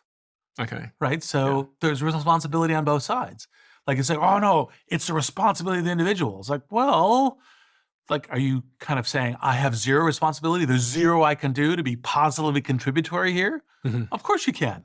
Mhm. Right. So for example, like it's totally possible to say I have a freedom of speech network. And if you are engaging in threats, like for example, you're Trump and you're tweeting that Mark Milley should be executed when he is the Joint Chief of Staff's general, that's a threat of violence. That should be removed, right? Mhm. So it's totally doable to say violence has no place on this platform or threats of violence. Now, violence is illegal. Threats of violence is not, Mhm. right? One of the theories I had many years ago, and I don't actually think this theory was based on anything other than I read it and it sounded good, so I used to say it, was that over the next 10 years, and I used to say this about 6, 7 years ago on stage, social working would become more and more siloed into these smaller interest-based networks. And I was thinking the other day in the taxi, I was like, oh my God, that's actually happening now. You're having like Blue Sky and Threads, and you've got your Instagrams and your Rumbles, and we've got more and more social networks that are more like centered around different pockets of people. What is your theory of social networking over the next decade, 2 decades? I'm always open as an investor to interesting ideas, Yeah. right? I mean, here we are in a business podcast, so Yeah. I'm always looking at stuff. Look, I think they will grow to be an increasingly, just as they've grown massively in the last 20 years, they will continue to grow to be an important part of life. I think there will be different social networks that fit different parts of our lives. That's part of the reason, like, for example, like back when I started LinkedIn, it was also thought to be, oh, no one's ever going to do a business network. It's only going to be social networks, Mhm. right? It was only going to be, at the time, it was like Friendster, then it was MySpace, then it was Facebook. It was like, look, there's only going to be that. There's never going to be those. And then people say, well, there's only going to ever be one social network. And you're like, well, actually, in fact, we do have like Twitter and we do have Snap and we do have, right? There is multiple ones. And I think there will be more. So I think they're going to have more social networks and they're going to fit into different people's lives. And they're going to have different community cultures for them. And so And I think not only will they get multimodal, but they'll use AI in different ways and so forth. And part of that invention, like one of the things I tend to think, people say, well, what ideas are you looking at as an investor? And I'm like, look, I'm looking for that great idea that I haven't thought of, that someone out there amongst the millions of entrepreneurs has got that great thing and can possibly make it work. That's what I'm looking for. So when I look to a future of social networks, now, to give a little bit more of a specific answer, like I tend to think social networks need to both have individuals as customers and societies as customers. So you need to think about like that balance of, you need to think about both in how you're designing them, right? So it's, and that doesn't mean no freedom of speech and, autocratic, because I actually think more or less you should allow people to post whatever they want as long as it's civil, right? Mhm. And if you want to choose to have an anonymous social network, that's fine. Like there's the definite rule for, especially when you get to places where the government is oppressive, go to in Iran or Russia or something else. It's like, well, anonymity is important for saving your life, Mhm. right? But on the other hand, you should also be thinking about like, okay, what does this mean as society? And part of what we want in media networks is we want to be collectively learning. So if I'm posting that, vaccines are an evil plot for corporations to try to kill our children, you're like, well, you're trying to persuade people to do something that's bad for them and bad for society. So we should respond in some way. We may still allow you to post, but we may put a little box around it saying, Mhm. here's what experts, here's what all of the doctors at all the elite hospitals, survey says 99.999% of them, Mhm. there's only one out of all the doctors at elite hospitals who don't think like these vaccines are a good idea. Mhm. And do you think social networks have been a net positive for society? I think broadly, look, it doesn't mean that that they don't have some challenges. Mhm. Like people criticize Facebook, for example, but actually, in fact, a billion people get on it every day.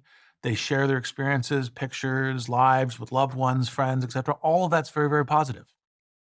Um, I think Twitter, unfortunately, has taken a turn for the worst.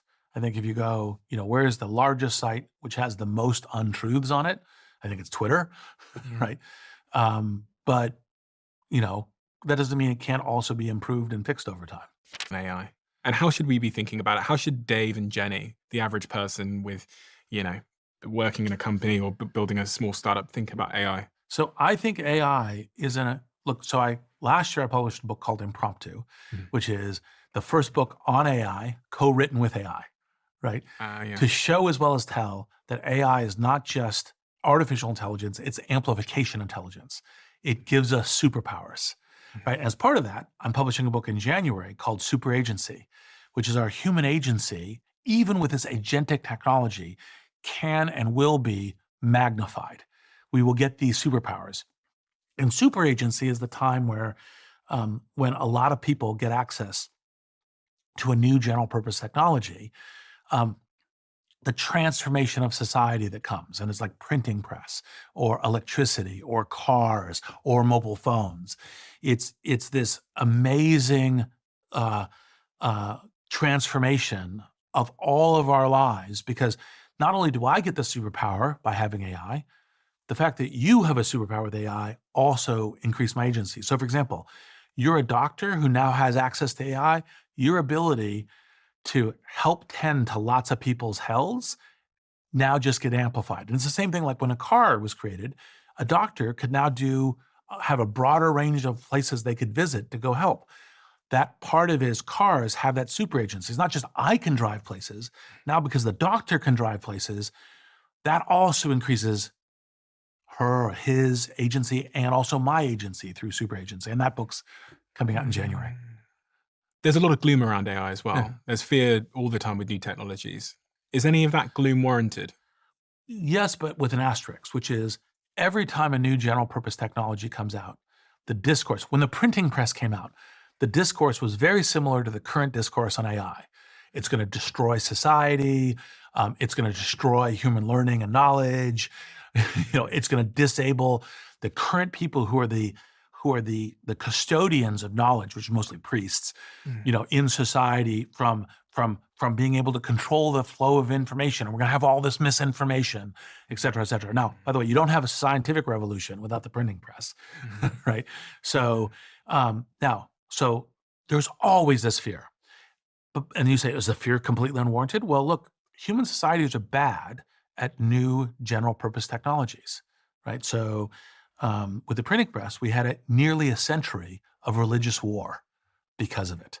So the transitions are very difficult because we as human beings are difficult at new general purpose technologies. And so the transition is going to have pain. There's going to be challenges and reordering and so forth, disruption because of it. No question. What I'm hoping, and part of the reason I write these books, is say, look, let's manage this transition better than we've managed the previous transitions, right? I have 100% confidence that the other side, this will be enormously amazing super agency.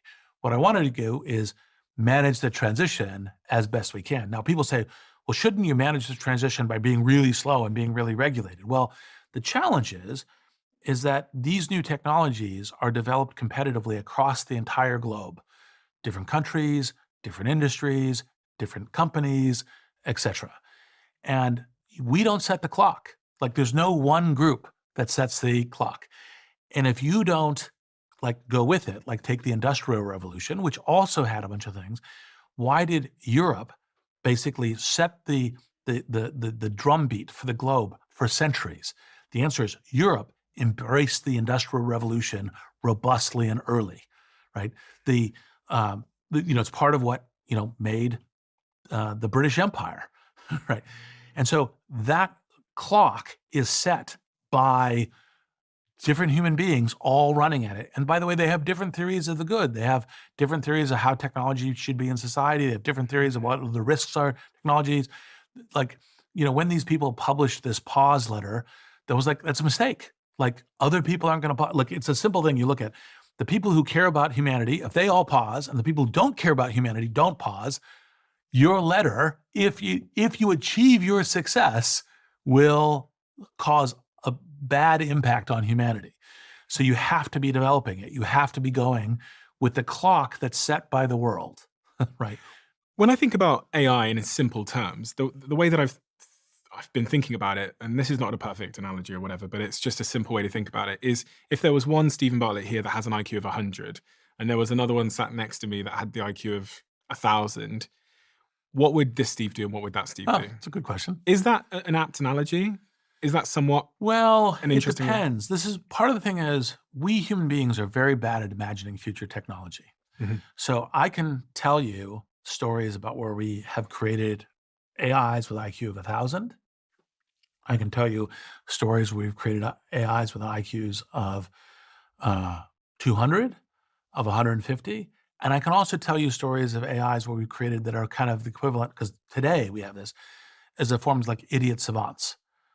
Today's AIs are super intelligent. I'll give you an example. So if I go to a human being, I try to look around a human being and say, explain to me mixture of experts, creation of AI within AI. What does that mean? It's a technique by which modern AIs are created that have different kind of expertise roles in the combinations. Like ChatGPT is created this way, that create their output.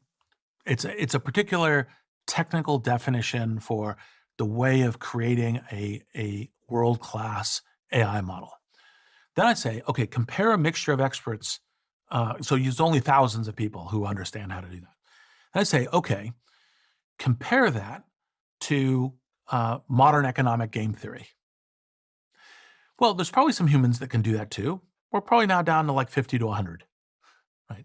Then I say, okay, compare those two to modern oceanography, right? Okay, now we're at 0 human beings.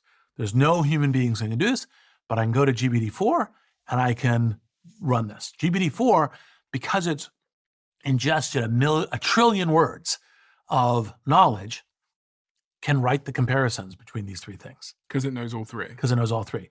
That's a superpower that no human being has. We have AI superpower today, right? But of course, no one's alarmed about that. Because oh, that's a great amplification intelligence. That really helps me. I think there's a very good chance that what happens is that what we're creating with every current AI technique that's under development is these amazing savants that are these great co-pilots, right? And that's what we're creating. Not Terminator robots, not super intelligences. There's a possibility of that. And I can address the existential risk questions around the possibility of that, because people think about that poorly. But um, I think the likelihood is that we're going to be having these kind of co-pilots that give us these informational GPSs, these cognitive superpowers that make us as human beings a lot better.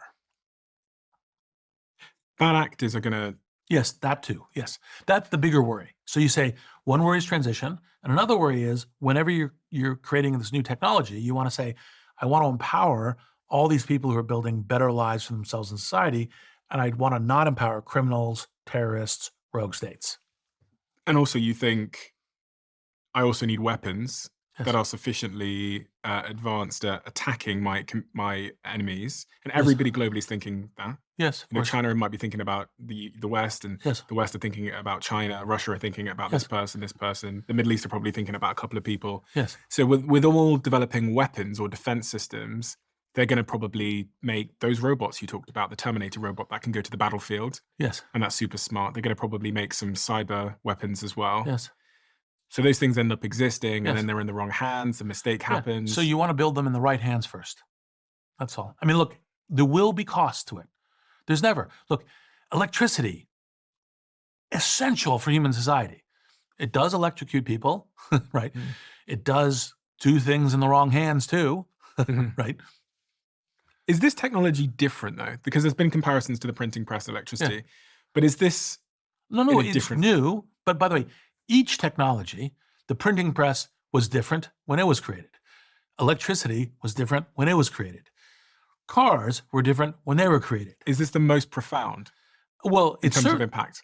it might be, right? That's Do you think it that's is? possibility. I think there is. I always think in probability distributions. I think there's a good probability of it, but to some degree, like it doesn't matter if it is or isn't the most. It is a profound new technology. It's as important, at least, as these other ones. That's the only thing that matters.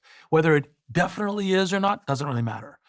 And look, what is different? It's the fact that it's agentic technology. Which It, means it's creating agents that can operate on their own, right? We already have that, by the way. Like the agent, you can be running an agent with a connection to the internet on your computer, and it can go buy stuff for you. Right? You can do that today. It's doable. You have agent, it's just a question of what the shape is, right? So it's agentic. It's cognitive.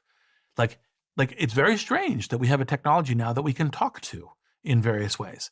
And so you have people mistaking going, oh, it must be conscious because they asked if it was conscious and it said it was conscious. And I was like, no. But by the way, before this technology existed, that was a good test.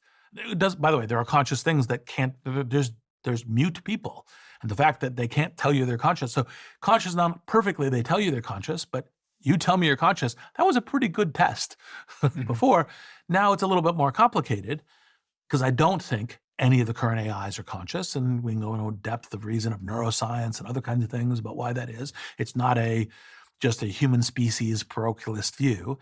And figuring out under what circumstance it would be conscious is a very interesting question that we need to figure out, because it won't be that it has gray matter.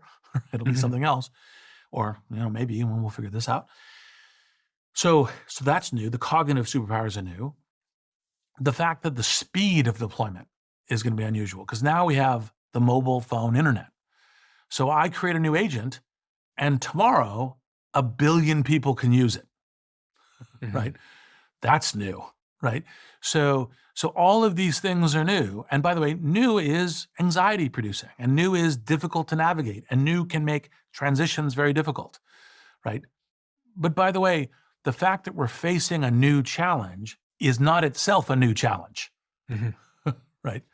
For the average person out there, I know they might be working in a hospital, or it might be a lawyer or a doctor, whatever, just someone with a job that's heard this term AI and they're seeing ChatGPT. Is there anything that they should be doing on an individual level to make sure that they can capitalize on the opportunity that AI presents? The basic answer is absolutely yes. And it's part of the reason why, like I do my podcast, Possible, I do Super Agency, I do Impromptu, because the strong advice I give everyone, and literally I was sitting with the governors of the Bank of England yesterday. And my advice to them, among other things, was personally go use AI, right? Don't just use it to make a sonnet for your kid's birthday. That's great. Don't just use it for a recipe for what happens to be in your refrigerator. That's great. For something that matters to you, that part of your expertise and so forth, start using it. And by the way, you'll find that some of the things it's still not useful for at all. Like when I sat down to ask GPT-4, how would Reid Hoffman make money investing in AI? It gave me an answer that was the smart business school professor's answer who didn't understand venture capital. It was like, well, study which areas have the largest total addressable market, then look at what the possibilities for competitive disruption are, then, market research test that. And it's like, it's not the way, like, go find a great entrepreneur with a great idea, right? Mhm. And it's best when the idea is something you haven't thought of and few other people have thought of too, right? Is a way of doing it. So it got it completely wrong from how Reid Hoffman, how I invest in AI and what I do very successfully. Now, you said, well, then it's useless for venture capital. I was like, no, because I kept experimenting with it. And I said, okay, I fed in an entrepreneur's plan. And I said, how would I do due diligence on this plan? And it came back with a pretty good list. It was like, yeah, one, I was absolutely planning on doing that. Two, I was absolutely, three, yeah, I could see why you'd think that I was doing it. That's not important. Oh, four, I would have gotten to it, but it would have gotten to it like 4 days down the road of doing the work. Mhm. And now I know it now. So it's useful there. So it is today useful to everybody. You can use it for things that you care about today. So go start playing with it. And I love Ethan Mollick's line, which is the worst AI you're ever going to use in your life is the AI you're using today. So one of the reasons to start using it is to start getting familiar with it because it is a stunning tool. And I'll give one, since you're talking about everyday people, I'll give one kind of tip that I give everybody at the beginning. It's part of the reason I wrote Impromptu, et cetera, which is what is AI? AI is great at adopting a role that you tell it to adopt, right? So here's a very simple one. You have an argument for something. You can paste it into an AI and you can say, counter this argument. Take the role of critic, argue against me. And you can see it will immediately give you a capable argument against your position. That is very helpful. It's helpful for cognitive development. It's helpful for learning. It's helpful for our understanding, what are the strengths and weaknesses. But by the way, you can also say, take my side. Give me another argument for the thing I'm arguing for. Like make that argument. But that's just the beginning. You can also say, like, for example, if I go, okay, I'm making this argument for how general purpose technologies always have initial strong fear by people and how they're described as the end of society, the end of humanity, et cetera. And it's happened a number of different times. How would a historian of technology analyze my argument? How would they criticize my argument? And then you get it. So you can get to it's literally, it's only your own creativity and your own inspiration of what role should I be talking to? And once you start realizing that, you can start using AI very powerfully for whatever you're trying to do. Should entrepreneurs be thinking about building companies in the field of AI at the moment? As a entrepreneur who's like roughly 30 years old, I look back and go, gosh, I wish I was of entrepreneurial age when the dot-com boom came around Uh-huh. because everyone became billionaires. And Yeah. is this that moment in time? Yes. So The short answer is yes. okay, so I'm an entrepreneur. I'm 30 odd years old. I've got disposable income. I'm financially free. Mhm. I'd love to take part in the next revolution. Yeah. Should I be flying out to San Francisco and building an AI, joining an AI startup out there? Yes. Why? So one of the things at Silicon Valley has built itself up off multiple. The reason it's called Silicon Valley is because it started with silicon, right? It's now Software Valley. Silicon Valley almost never invests in silicon anymore. Silicon being the chips and Yes, stuff. being the Yeah. chips, yes. Yeah. So now really it's much more Software Valley. It's like we invest billions and billions of dollars every year into new software companies, Mhm. right? So we went from silicon through, networking equipment like Cisco, through like just stacks of different things getting to where we are now. AI is the new one. By the way, we did the thing with internet, we did it with mobile phones, we did it with Web 2. Now it's AI, right? And so, the principal thing is when you get this new, new general purpose technology, it opens up massive amounts of entrepreneurial space because one, there's all the new things that can be built that were never possible before. Airbnb couldn't be done before the internet. There's just no way, right? So it opens up these things that weren't possible before. And so like the internet's a good proxy to the wave we have now with AI. Then it also, by the way, makes a massive transformative force on all existing businesses. So you say, well, I had a business of selling, of e-commerce and doing, mail order catalogs. Well, now there's e-commerce, right? Mhm. So it transforms all of these businesses. And so, by the way, for example, the internet is part of what makes the cloud revolution. So now it's like, well, actually, in fact, it's not software on your desktop. It's not software on your phone. It's in the cloud. And of course, it bounces back and forth a little bit. Then you have, well, no, actually, in fact, you've got this really great app on your phone and so forth. But these kinds of things. AI is the next one that affects all of them. So you have greenfield, you have potentially revolutionized any particular place where there's a product or service, especially that intelligence could be added to it, right? There's a possibility of a great startup idea there. Mhm. So yes. Now, should you go try to build your own frontier model, which is a $10 billion computer? It's a hard thing. That's a hard amount of capital for startups. No. Try to figure out like the degrees you use frontier models from, OpenAI or Microsoft or Google or, others as ways of doing this. But you still may build your own model, right? Lots of startup companies are building their own models. I invested in this customer service company called Sierra that Brett Taylor is doing, and their thing is we're not building our own models. We're just deploying other models. So we have best of breed for what models are available to us. You could do that as an AI startup. There's a whole range. And part of what I love about entrepreneurship and invention is like I have a whole set of theories about what kinds of things will be really big, and some of my theories will be right. And I've also discovered some other people who have amazing theories. And Mhm. that's one of the things I and we at Greylock love to invest in. Interesting. Oh, what's the best way for someone to go and learn about AI right now? Because like going to university feels like it would be. Start using it, start building it. If you want to, if you can, if you're technical, download an open source model, Llama, Mistral, start playing with it. What if you're not technical? Well, generally speaking, like you can't do a technology. It's very hard to do a technology startup without a technology co-founder.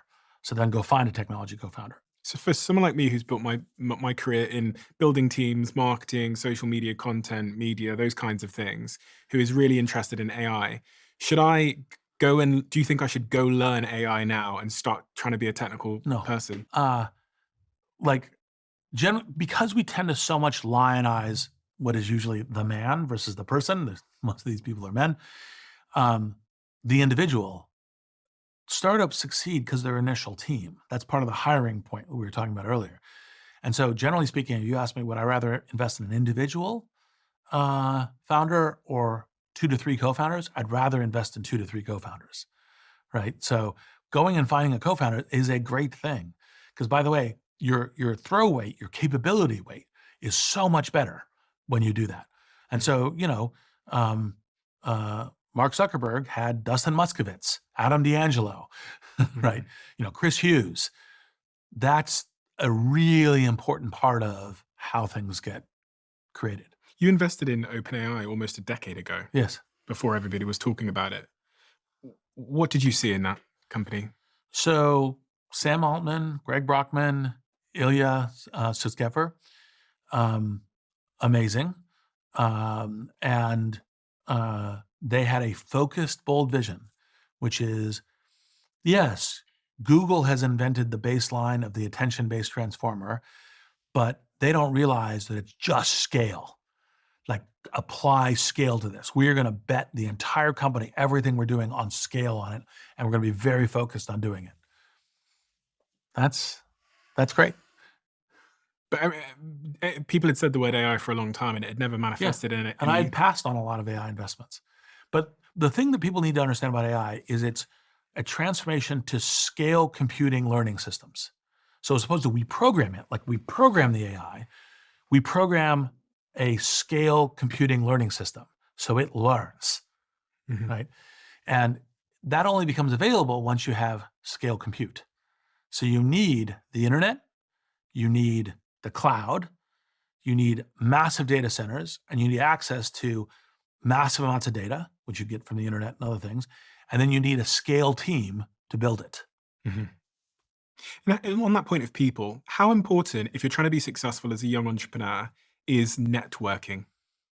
Almost always critical because you need that initial team. Now, you don't need networking of, I should spend 12 hours a day, 7 days a week, going to every party that I can possibly go of and shaking people's hand and giving them my business card. That's not particularly useful, right? Mhm.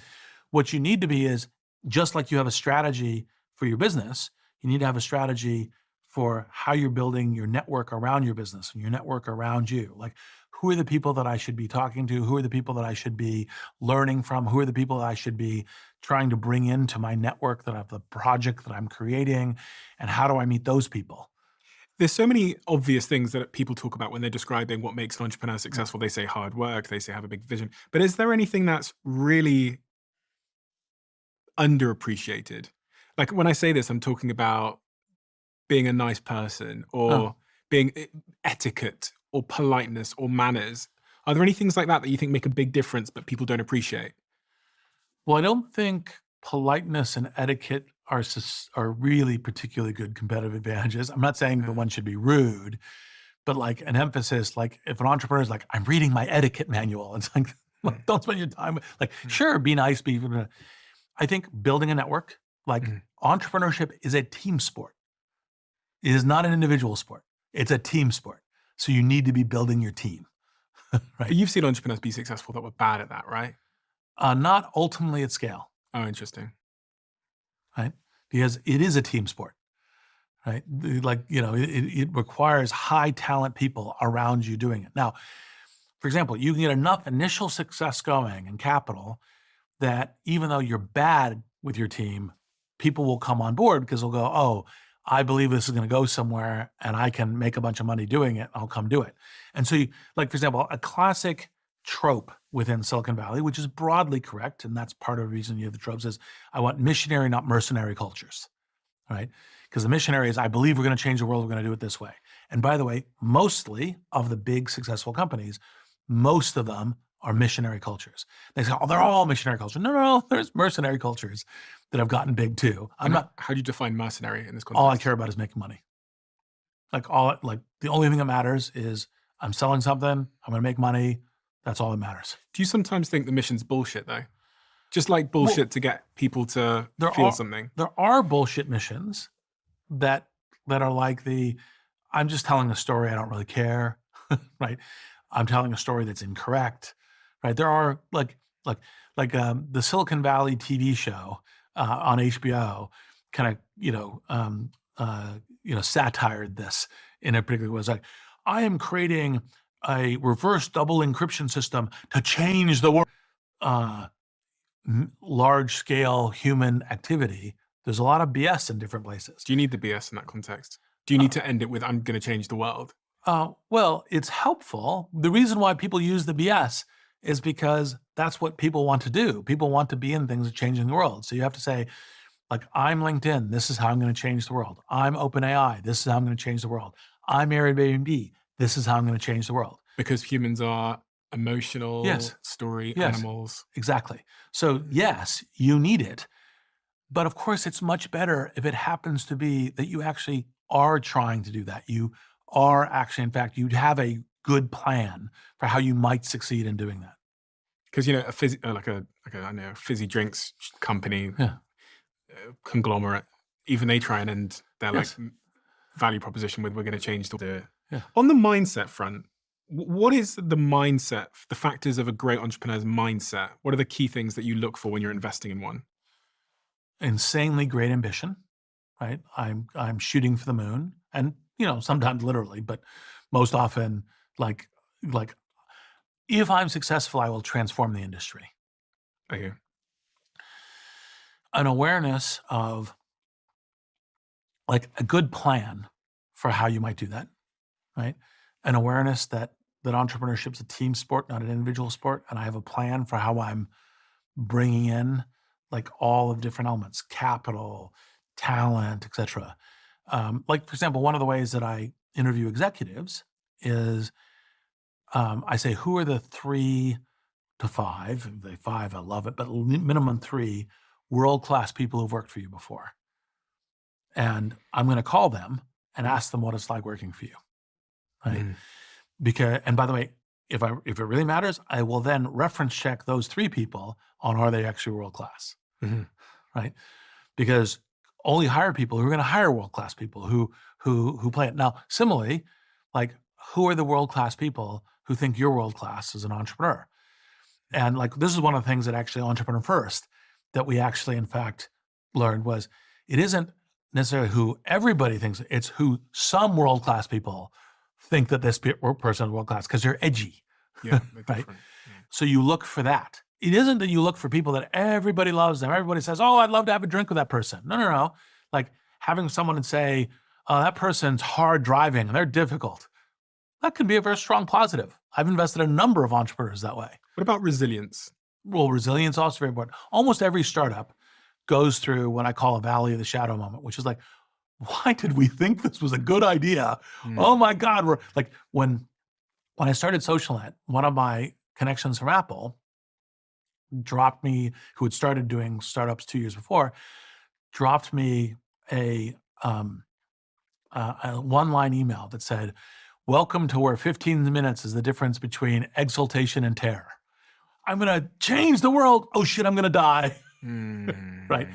So resilience is super important because it is a dogfight. And multiple times, PayPal, LinkedIn, Airbnb, oh God, we're going to die. This is going to be worth 0. Can you spot resilience in someone Um, you can have a high probability guess. based on? Well, it's kind of like, so you push them on things and see what they've done. Have they taken risk? How do they respond to risk?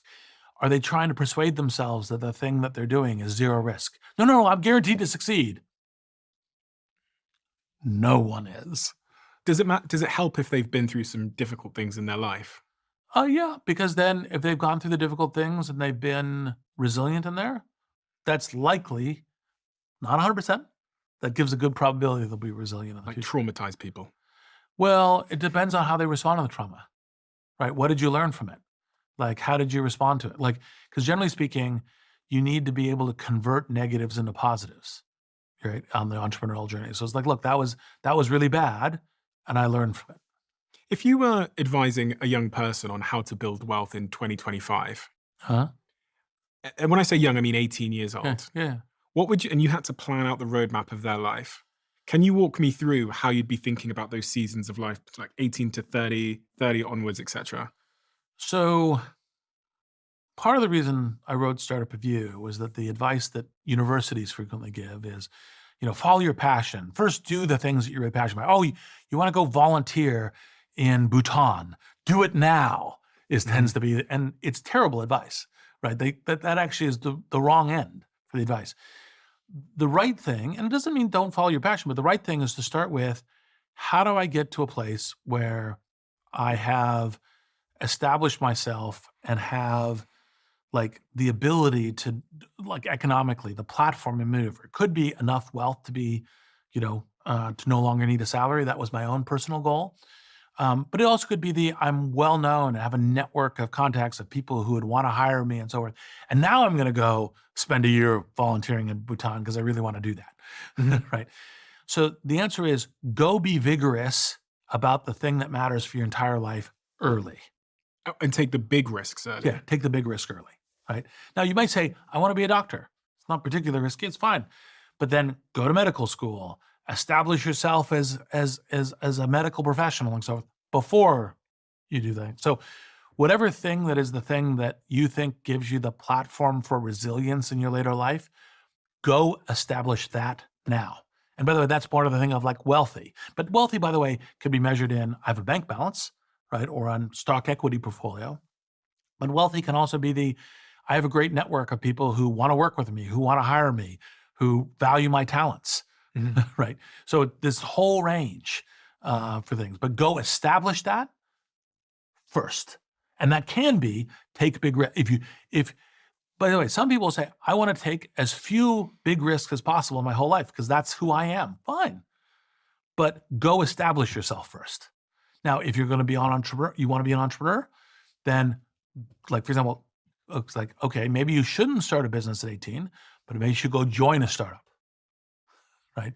Start learning it, start building the network. And it's roughly build the network is the broad thing. And by the way, build the skills and, you know, get like frequently doing a startup is very difficult economically. Usually you start with no salary, et cetera. Like having some reserves is a good thing to have. I read a book, and in the first chapter, I was trying to figure out what this platform is for young people. And the way that I kind of described it is these 5 buckets. The first one being knowledge, and then when knowledge is applied, it becomes a skill. And the good thing about these first 2 buckets is they're the only two that no one can ever really empty of Yes. what you put in there. Yes. The next one I posited was me trying to remember my own book was your, I'm going to say network, Yep. then your resources, then your reputation. Now, anyone can Yes. take these last three. Like life can happen. You can get fired. You Yes. can lose your friends, whatever. Um, Well, thi- network is hard to lose if you really authentically built it, right? it can be lost though. It can be, but it's very hard. It's kind of like a nuclear bomb kind of thing. I mean, it's like, Mhm. look, you may, like one particular person and you may have a real difference of opinion. Mhm. Um, you may move and then Get fired. get fired. And a lot of your network is that. But by the way, even if you've gotten fired, if you've got a couple people at that company that you had good relationship with, they may still be part of your network. Mhm. So, am I right in thinking that the knowledge and skills part is really the critical Yeah. thing to prioritize when you're? Well, this is part of what we did in Star View. Soft assets are very important. People under prioritize them. They tend to say, oh, I should take the job that offers me a 5% higher salary. And the answer is almost always, that's not the criteria that you should be looking at. Even 30% higher salary is not the criteria you should be looking at. You should be looking at where are my soft assets? Where's my knowledge? Where's my skills? Where's my network? Interesting. Because the soft assets are what compound generally to the much larger. Like the fact that you took a job with a 30% higher salary is not necessarily the predictor that you're going to get the job with a 300% higher salary. It's the soft assets that are likely to get to the 300% economic outcome. So, it's short term versus long term. Yes. So, soft assets are longevity, Yes. and the hard assets, I guess, are short term. Yes. Immediate. Is there a different game you play when you hit your 30s? Do you think? Well, you have to evolve it. So, for example, you can, when you're in your 20s, you can say, well, I'm gonna take more risk, like the economics, take the jobs that have zero salary or lower salary, because I'm gonna live in the house with 5 of my friends. Mhm. We're gonna have beans and toast for dinner, as ways of doing it, because I can take those risks now. And then when you're 30, it's like, well, maybe I'm planning on having a life partner and being in an apartment or a house with them and so forth. So it changes as you go through. And then you have kids. Yes. Did you have kids? No. You did? Because I'm in that region now where I'm thinking about having kids, and I'm wondering how disruptive it's going to be. It's another startup. Like it's fine. You can do startups and have it, but it's a complete startup. Which do you think lowers your chance of being successful at a startup? Because doing 2 startups is more difficult than doing 1. Probably a little, Yeah, but maybe worth it. on balance, okay. Yeah. What is happiness to you? Because you've got the money, you've got Yeah. the success, you've got the reputation, you've got the CV. What is? Happiness for me is going through life with people I love and building great things. But like, by the way, if I failed at everything I built and I was still going through life with people I loved, great. Why is that so important? Because I think part of the meaning of life is how you contribute to the people around you. It's like, again, I keep referring to Startup Review, but it was my first book as advice to young people, Mhm. right? It's the I and the we. Like do things for yourself, do things for me, do things for we, right? And I learn from people, I get delight from people. I feel meaningful as I contribute to people's lives. And obviously, there's people immediately around me. There's people in the whole world. I mean, like, LinkedIn, billion people have signed up for it. Mm. Like there is, um, like that's part of what I think is essential in the meaning of life, and for me especially. How did you have happiness wrong when you were younger? If Oh, in any way? um, I probably thought like it was important to be top of your class. Not that it was important to just do well, but it's important to be top, right? And what I've come to realize is, there's 8 billion people, right? Nobody is the best at everything, right? Some people delude themselves that they are, but nobody is. You could be the best at something. And by the way, being the best at something, that's a good thing. But by the way, to really be obsessive about being the absolute best at that thing, well, maybe you're actually uh you're less investing in other things. It's Mhm. a little bit like your earlier question about managing. Like you say, you'll be I'm an oracle, and I'll tell you you'll be 4 times as economically successful if you're a shit to the people you work with. Yeah, no, not okay for me. And love. How does love come into all of this? You have a long-term life partner, Yes. yeah, in Seattle. What role has that played in your happiness and your professional success?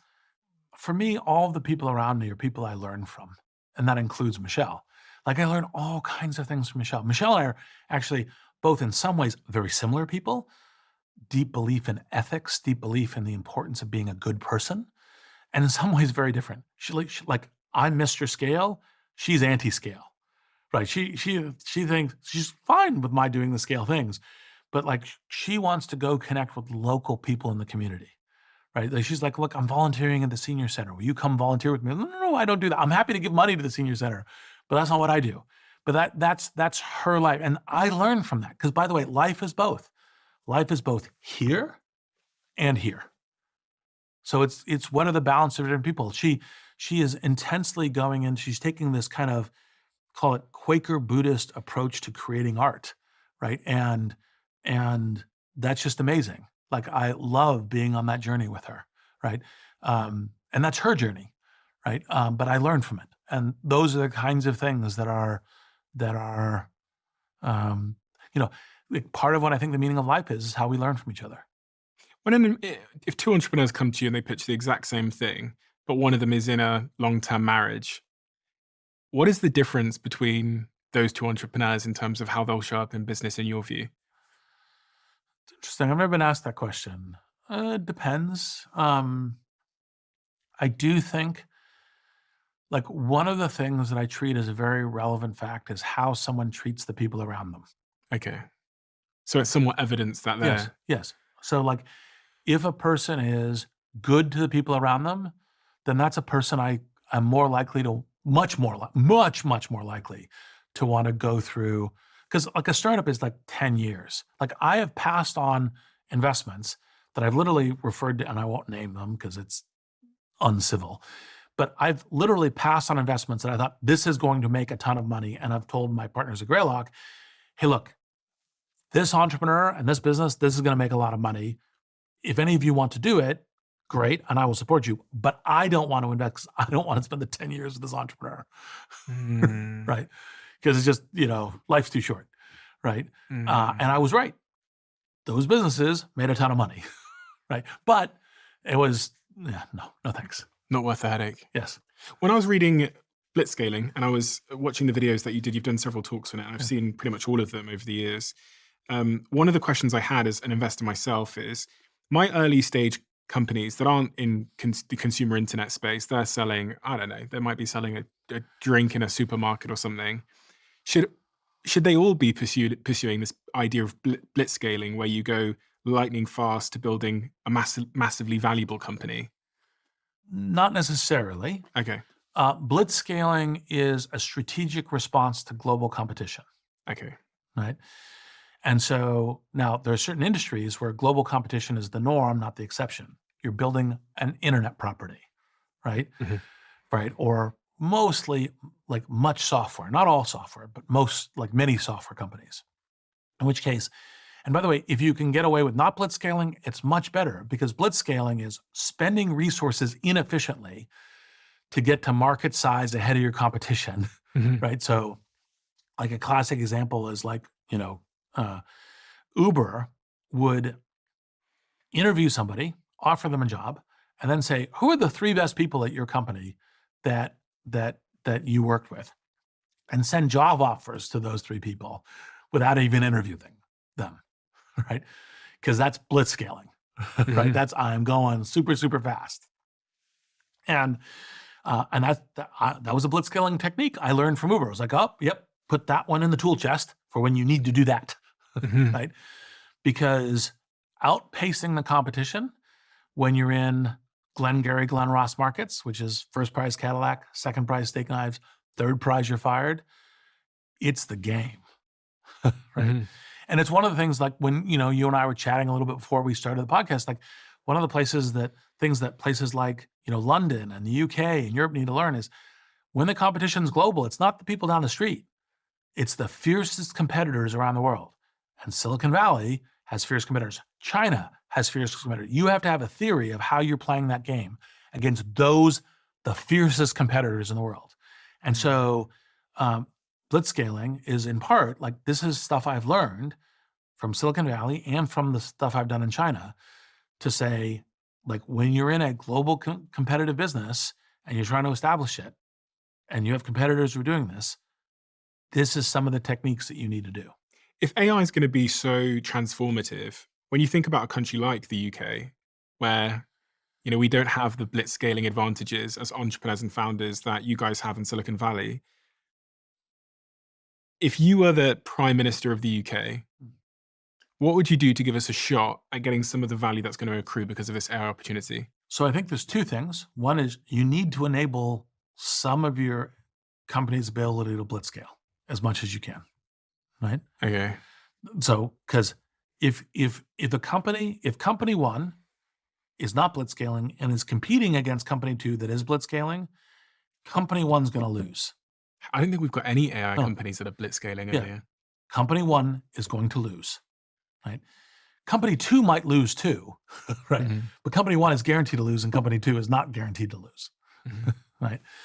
So if you're competing against companies that are blitzscaling, you must also be blitzscaling. It's part of the reason I wrote the book. It's part of the reason I give talks. It's part of the reason I help Sherry Kutu stand up the Scaling Institute here in London, et cetera, et cetera. Now, you say, we can't. We're not going to be able to. Well, then choose areas where the competitors are not blitzscaling. I've got a example I wanna give you. I invest in a matcha company. They make matcha, like Yeah, green tea, and they've grown very, very quickly. They're called Perfect Ted, yeah, #ad, I'm an investor, et cetera. yeah, I'm the only investor in the company, I yeah, think. Um, and I was wondering, they've grown so quickly. So they've gone yeah, from, I don't know, 0 to they'll probably do maybe 30 million pounds next yeah, year, and they've done it in a well, could be measured in months, really. And I wondered, I was like, matcha's this trend that's yes, coming into shore. yes, Everyone's drinking matcha now. Every coffee shop you go to yeah. has matcha. Should they be blitzscaling to capture the opportunity globally? So it depends on two things. One, most centrally, competition. Do they need to be outpacing their competition? You could Right? argue yes. Yeah. But if yes, then, and especially if their competitors are blitzscaling, then absolutely yes. If the competitors are not blitzscaling, it's, well, will blitzscaling enable us to outpace them? Because by the way, it does involve moving so fast. You're taking risks and hiring and capital raise and expenditures. You're doing marketing that you would like your Uber, you're launching in 20 cities at the same time. It's whoa, et Mhm. cetera. Because that does add risks, right? But you're saying those risks that it adds are less of a risk than not Mhm. blitzscaling. That's kind of the trade-off. So competition is a central reason for doing it. And by the way, most of the times where you can raise capital blitzscaling is because if it's a Glengarry Glen Ross market where first prize is Cadillac, second prize is steak knives, well then generally speaking, investors are willing to invest at premium prices, give a lot of capital, et cetera, because they'll go, we agree that you're going to get a great market position if you blitz scale. And by the way, part of the problem is investors are not always right, but if some investors are willing to do it, then, and they're going to do it in your competitors, then you absolutely have to do it if your competitor is going to do it. So competition is the first thing. The second thing is, do you need to get to critical mass scale? So like your payments industry. And this is one of the things I learned at PayPal, which is basically payments businesses are dead unless they have at least $1 billion, dollars of, transactional volume through them per year. And that was back in 2002 when I was looking. I'm sure it's higher now, right? Maybe it's 10 billion, whatever. But it's like, if you don't get to that scale, you're dead. You're irrelevant, right? So getting to that scale and getting through the highly unprofitable, getting the scale as fast as possible really matters. And so that's one of the places where you say, well, none of our competitors are doing it, but we should still do it because getting that critical mass and scale really matters. And so that's another time. And so that would be, I don't think that's probably the matcha company, right? That's probably like doesn't need, so, but those are the lessons you look at, but it's not blitz scaling for its own sake. That's one of the mistakes that people make when they go blitz scaling. Oh, we're doing it to blitz scale. So no, you blitz scale as a set of strategic techniques in response to a market and in response to competition. And in the case of matcha, there is a role of brand being the moat a little bit. Yes. And so that may be irrelevant. That may be the relevant thing of why it's a Glengarry in the case. I haven't looked at the market at all, but a Glengarry Glen Ross market, a first prize Cadillac, second prize Steak Knives, maybe that's because of brand establishment, in which case you have to be number one. And on that point that I asked earlier about, if you're the Prime Minister of the UK, you'd start enabling some of our companies in the UK to like have more capital, give them access to capital. Do you think, one of my fears is that AI is such a big opportunity, it's going to revolutionize everything, and it's basically going to be owned by America and China. That's one of my fears. It's like, fears as someone that lives in the UK, that we're your economy is going to, in the US, is going to have such a huge upswing in productivity. So good news for you is I happen to know that 10 Downing Street is paying attention to this issue because I had meetings with them this week on that. There's things that they will be announcing, which I can't pre-announce. Okay. Right. But they know this is important and they're working on it. One thing we haven't talked about for entrepreneurs that we should have talked about. I'll give two. The first is, and they're related. The first is, look, just because you don't have a 100% chance of succeeding doesn't mean that you shouldn't do it, right? So like when I said earlier when we were talking about, like, look, when I started LinkedIn, I thought we had a most 20-25% chance of being successful. That's fine, right?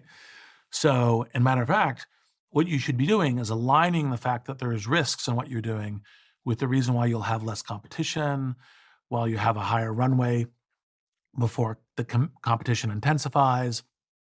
Because part of it is, if you have a theory, like we talked about this in LinkedIn, about why other people see that there is, like they think there's a 0% chance you succeed, and you think there's a 20-25% chance you succeed, that's precisely, that risk window is your opportunity, right? So think of risk not as terrifying, think of risk as potential opportunity, right? That's one. And we've talked about threads of it, but thinking of it as opportunity, right? Because you see something other people don't see. You see the risks, but you have an idea for why that risk is something that you may be able to win on and they won't, right? So with LinkedIn, that was, hey, I have an idea about how the network will grow, even though it's not valuable until there's 1 million people in the network, right? That's where that risk becomes an opportunity, right? So the second one, also around risk, is have a plan B, have plans B. Understand that you have an idea and your risk, you're playing it. And if it's not working out, how do you pivot? Don't think, oh, the whole thing is going all in and I'm just going to be roadkill if it doesn't work. No, that's the whole point of the reason I have this framework of ABZ planning, which is in the Startup View, which is, by the way, Startup View is advice I give entrepreneurs, shrunk to advice to individuals, right? Every single chapter applies to entrepreneurs and their companies. Right. And like the ABZ planning is, don't just have a plan A where like, well, if it doesn't work, I'm dead. You're like, well, That's a bad strategy. Like sometimes you'll do it. Sometimes it's the only thing I have. I love this plan A. It's the only thing I have. And the only way to do it is to go all in, and it doesn't work. I'm dead. Okay. That's very scary. Right. When I do entrepreneurship, I have plans B. I have a plan Z. Right. I have thought through not every, because you can't think through everything, but maneuverability and how to measure, am I on track or not? Am I increasing my probability of success or not? Am I increasing my ability to get to the moon or not? And be doing risk management, smart risks, take smart risks. That's the thing, right? How do you know when to quit? And I'm saying this in a professional context Yeah. as well as an entrepreneurship context. So when I get around to advising companies I've invested in or friends that now is time to quit or now is time to sell, you try to sell, of course, but sometimes if you can't sell, that means quit, right? Is your new plans A are much worse than your previous plans A Your new plan A is much worse. because than you your previous- pivoted, Yeah. right? And your new plan A is a much worse plan than your plan A. That's when you get to your plan Z. It's like plan Z is I quit, right? Okay. So you've tried something else that's also messed up. Yes. Like, okay. Yeah. And in a professional context, how do you know when to quit the job? Well, it could be you have a much better plan A, right? Mhm. Like, okay, this plan A, that's okay. And then, by the way, this is the part of the difference that I tell people between should I found a company and should I join one? It's like, well, look, one of the problems you have as a founder is you can't really quit. You're with the business, right? It's very dishonorable to quit before, the business gets to whatever its designee is. Now, sometimes you're fired, fine, but as a founder, you're like, people have come in and joined us because of me being here and doing this, and I'm here until the business gets to a point where it's a massive growing concern. Now, once the company's public, you can go do something, or once the company's sold, you can go do something, or once the company is like profitable and really strong, you can go do something. But you're there until then as a founder. As an employee, you're signing up for what in the Alliance I call a tour of duty, which is I'm signed up to make a big difference in the company, but I'm not here till the end. And so as your employee, you can go, look, have I delivered against my tour of duty? Great. And at that point, a better opportunity comes along. So, Matt Kohler, who, now lives here in London as a, partner at Benchmark, like I recruited him out of McKinsey and a LinkedIn. 3 years in, he comes to me and says, hey, I've been offered this opportunity at Facebook. I'm like, look, Matt, I love working with you. You're a close friend of mine, et cetera, et cetera. You should take that job at Facebook. That is the right next step for you, right? And because we're close and so forth, I think you probably wouldn't have taken the job if I hadn't said, but like LinkedIn resembles my brain. I want people doing their best work, their best opportunities. And Facebook gave them a great opportunity. What's really interesting about the LinkedIn story, I've got the deck in front of me here from August 2020. So I had a good sense of both how to be long-term and short-term when I started LinkedIn. And what is the key to being long-term in this regard? Well, you're going to transform the industry. Oh, and what do you mean by key? As in, like, if you're trying to build a long-term company from the outset, Yeah. what are you thinking about? Well, you're thinking about like, if I'm successful at landing on the beach, at expanding into the market, how is it that I'm going to be a industry transforming company? Like, what's the thing that changes millions of customers' lives, or if it's an enterprise company, whatever, like lots of companies within multiple industries. How am I an essential part of how they change the way they live, they work, they do business? And what do you think of LinkedIn today?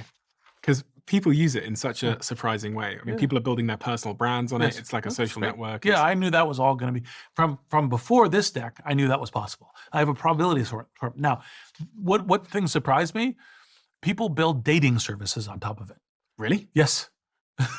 Well, I'm in a relationship, so maybe I haven't seen it, but But they're like, well, some people want to be dating people who have professional, like my dating set is I want people who have good CVs. Okay. I don't want LinkedIn to ever build that business. Fine, if you're going to go build that business. Right? Right? No problem. Right? I mean, and like, for example, like one of the, this was, I think, a few months after we raised money from Greylock on this deck. One of the surprising uses is Like I never had envisioned this use case to looking for a job. An engineer wanted to move to Denver from Silicon Valley. And so I was like, didn't know what companies to look at. So this engineer went to LinkedIn and searched for profiles like his, then looked at what companies those people worked at, then decided which companies to go look for jobs at. It was brilliant. Like it's a very good way of saying, hey, I'm interested in going and working here. What kinds of companies that are interesting employ people like me? Are you still interested in building companies in terms of like being a CEO and founder again? Well, so I co-founded Inflection. Yeah. So I'm definitely doing the co-founding thing, right? And I anticipate that will happen again. But will I be the CEO? It's not impossible, but it's kind of like because I have these amazing people like Mustafa Suleyman, who are the CEO that I can be the co-founder with. That's great. Yeah, I think that's the season of life I'm in. Yeah. I don't want to be a CEO anymore, which is unfortunate because I named the podcast I Am a CEO Yes. when I was one. But I just think there's an element of self-awareness, which I think has really, and for me, the older I've gotten, the more I'm orientating everything towards being happy. Yeah. And for me, it's hard to be a CEO and as happy as and free as I want to be. So then you need to build the network and skills by which you're working with other people who are the CEOs. That's basically what I do now. So Yes. the companies that I've described, the software business, the media company we have here, there's people that are designed and built and much better CEOs than me. What do you care about legacy? Only because I care about impact.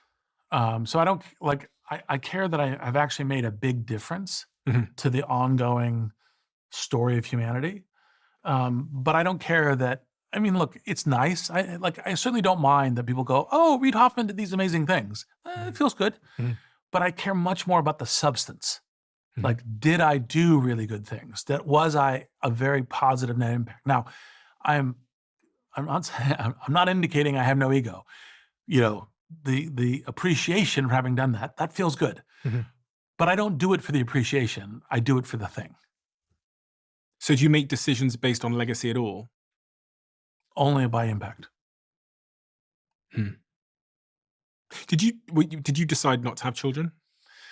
We did. And it was a joint decision, of course. And I think it was partially that we realized we're godparents to a number of children. There's 3 kids here in London that we're godparents to, right? And there's all kinds of delights in being a godparent, which is you show up and spend an evening and get to participate in the kids' lives, and then when it's like, oh, time to change the diaper, hand it back. Are there any unchecked boxes in your life? I'm sure there are. Any major ones? Yeah. If you'd asked me what book I was going to first write when I was an undergraduate, it was a book on friendship. I still want to write that book. I've been taking notes for 30 years. On friendship? On friendship, yep. What would that book be about? Friendship. But specifically, what part of friendship? Why? Everything. Look, there's so few books on friendship. You go into a bookstore and you say, where is your section on relationships? And every bookstore will go, oh, over here, right?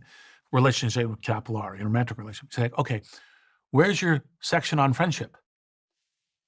No section on friendship. Do you have a book on friendship? The answer is, maybe we have one. Your assistant, we spoke to your assistant ahead of this conversation today, and she said that friendship and connection is a major part of your focus at the moment. Yes, always. But it always has been. Now, you're doing intense things with startups. Part of the reason I actually think you should work with friends, you should hire friends. This is kind of a little bit, counter common wisdom, is because you want to be spending your time with friends. And that does add difficulties, right? But you want to spend your time with your friends. That's really good. As undergraduates, in a, like I knew he was extremely right and he knew I was left. I've become much more business oriented than I was as undergraduates, and he's become much more libertarian. But, Disagreements is a good thing. Can be a good thing. We have a closing tradition on this podcast where the last guest leaves a question for the next guest, not knowing who they're going to be leaving it for. Oh, And the question that's been left for you is a very interesting one. okay. What are the 2 things you want your life partner to know about you that they do not know or do not understand about you yet? That's an interesting thing. It's an interesting, if someone has an answer to that question, it suggests that they're not being a particularly good life partner. I think I have been and will continue to be a good life partner, so I actually don't have an answer to that question. What's her name? Michelle. Yes. Does she misunderstand you in any way? Um, I don't know if it's a misunderstanding because we put a lot of energy into understanding each other. I mean, like, for example, we've seen marriage counselors together, and not because we're like fighting about something. It's because having a third party help you understand the other person well is like actually, in fact, a very good thing. Find someone who's really good and do that. Yeah, right? I do that with my partner. Yeah. It's great. You should do it. It shouldn't be because we're arguing. It should be because we are putting lots of energy into understanding each other. I still think there's things about my partner that she doesn't understand about me. Well, look, or misunderstands about me, and I misunderstand about her. yeah, of course. And by the way, I can point out things that I have learned about her. Like, for example, like the local community is what really matters to her, Mhm. right? I didn't really understand that 10 years ago. Now I understand that, right? I'm sure she has those kind of similar things about me. But like the moment it occurs to me that there's something she doesn't understand about me, it comes up at a dinner, not too many weeks in the future, Mhm. because that's part of how we come to our dinners, right? We come to our dinners as if one of us is like, I had this thought. We want to have those dinners. So founders you're investing in that are in a stable, solid relationship before they start the startup. Yeah. And then they go on this crazy intense journey. Do you ever give them advice on relationships and how to manage that? Because I have so many founders come to me and they're like, I think she's going to break up with me or he's going to break up with me because I'm absent in my head, in person. You try to have a really good relationship. You try to be as like I think you should, in friendship and in relationships, you should try to identify the things in yourself that the other person may find challenging, and you should bring them up in advance. Mhm. Right? That is a very good way to build deep quality friendships and relationships. So, for example, in startups, Michelle knew that about me. So when we had planned our wedding, and then we were doing a small, thing with, just basically a justice of the peace and so forth. We planned our wedding, and it was very early days of LinkedIn. And I came back home and I said, we really need to delay it. Right. And we delayed it a couple weeks. Right. It was like, we really need to delay it. I'm doing this thing at LinkedIn right now. We really need to have it. I don't have time for that. And Michelle didn't go, She went, okay, let's make it work. Because I'd been clear with her about what the startup journey was like. Right. I'd had experience with it before. Now, sometimes it's like we didn't know it before, but like, look, I'm really committed to this and it's really important to me that I do that. Well, that should be kind of life partner things. Did you let her down a lot I hope not. in terms of making a plan with the stress when you come home? Something I've always struggled with is if work is stressful, when I come home, I can be absent.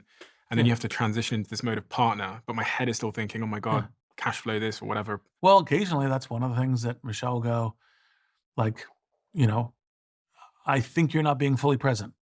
Right. Like that's one of the kind of, as it were, key words between us. I think you're not being fully present. And that's the stop thinking about whatever else you're doing and focus. Okay. And yes, we've had that conversation more times than I can probably remember and count. And is it easy just to? You learn to. Really? Yes, you learn to. Because as you like, you have okay, what does that mean? Take those other things, push them off the table, focus. Or, by the way, occasionally you go, you're right. I'm really sorry. I'm just so distracted by this right now. Would you mind if like I'm fully present tomorrow? Because a lot of founders would gaslight their partner there and say, you don't understand, you don't get it. I'm doing this for you. This is for us. look, You hate my work. well, if you're having that conversation, if the person doesn't look, the two people need to believe in each other and what they're doing. Mhm. If the person doesn't believe in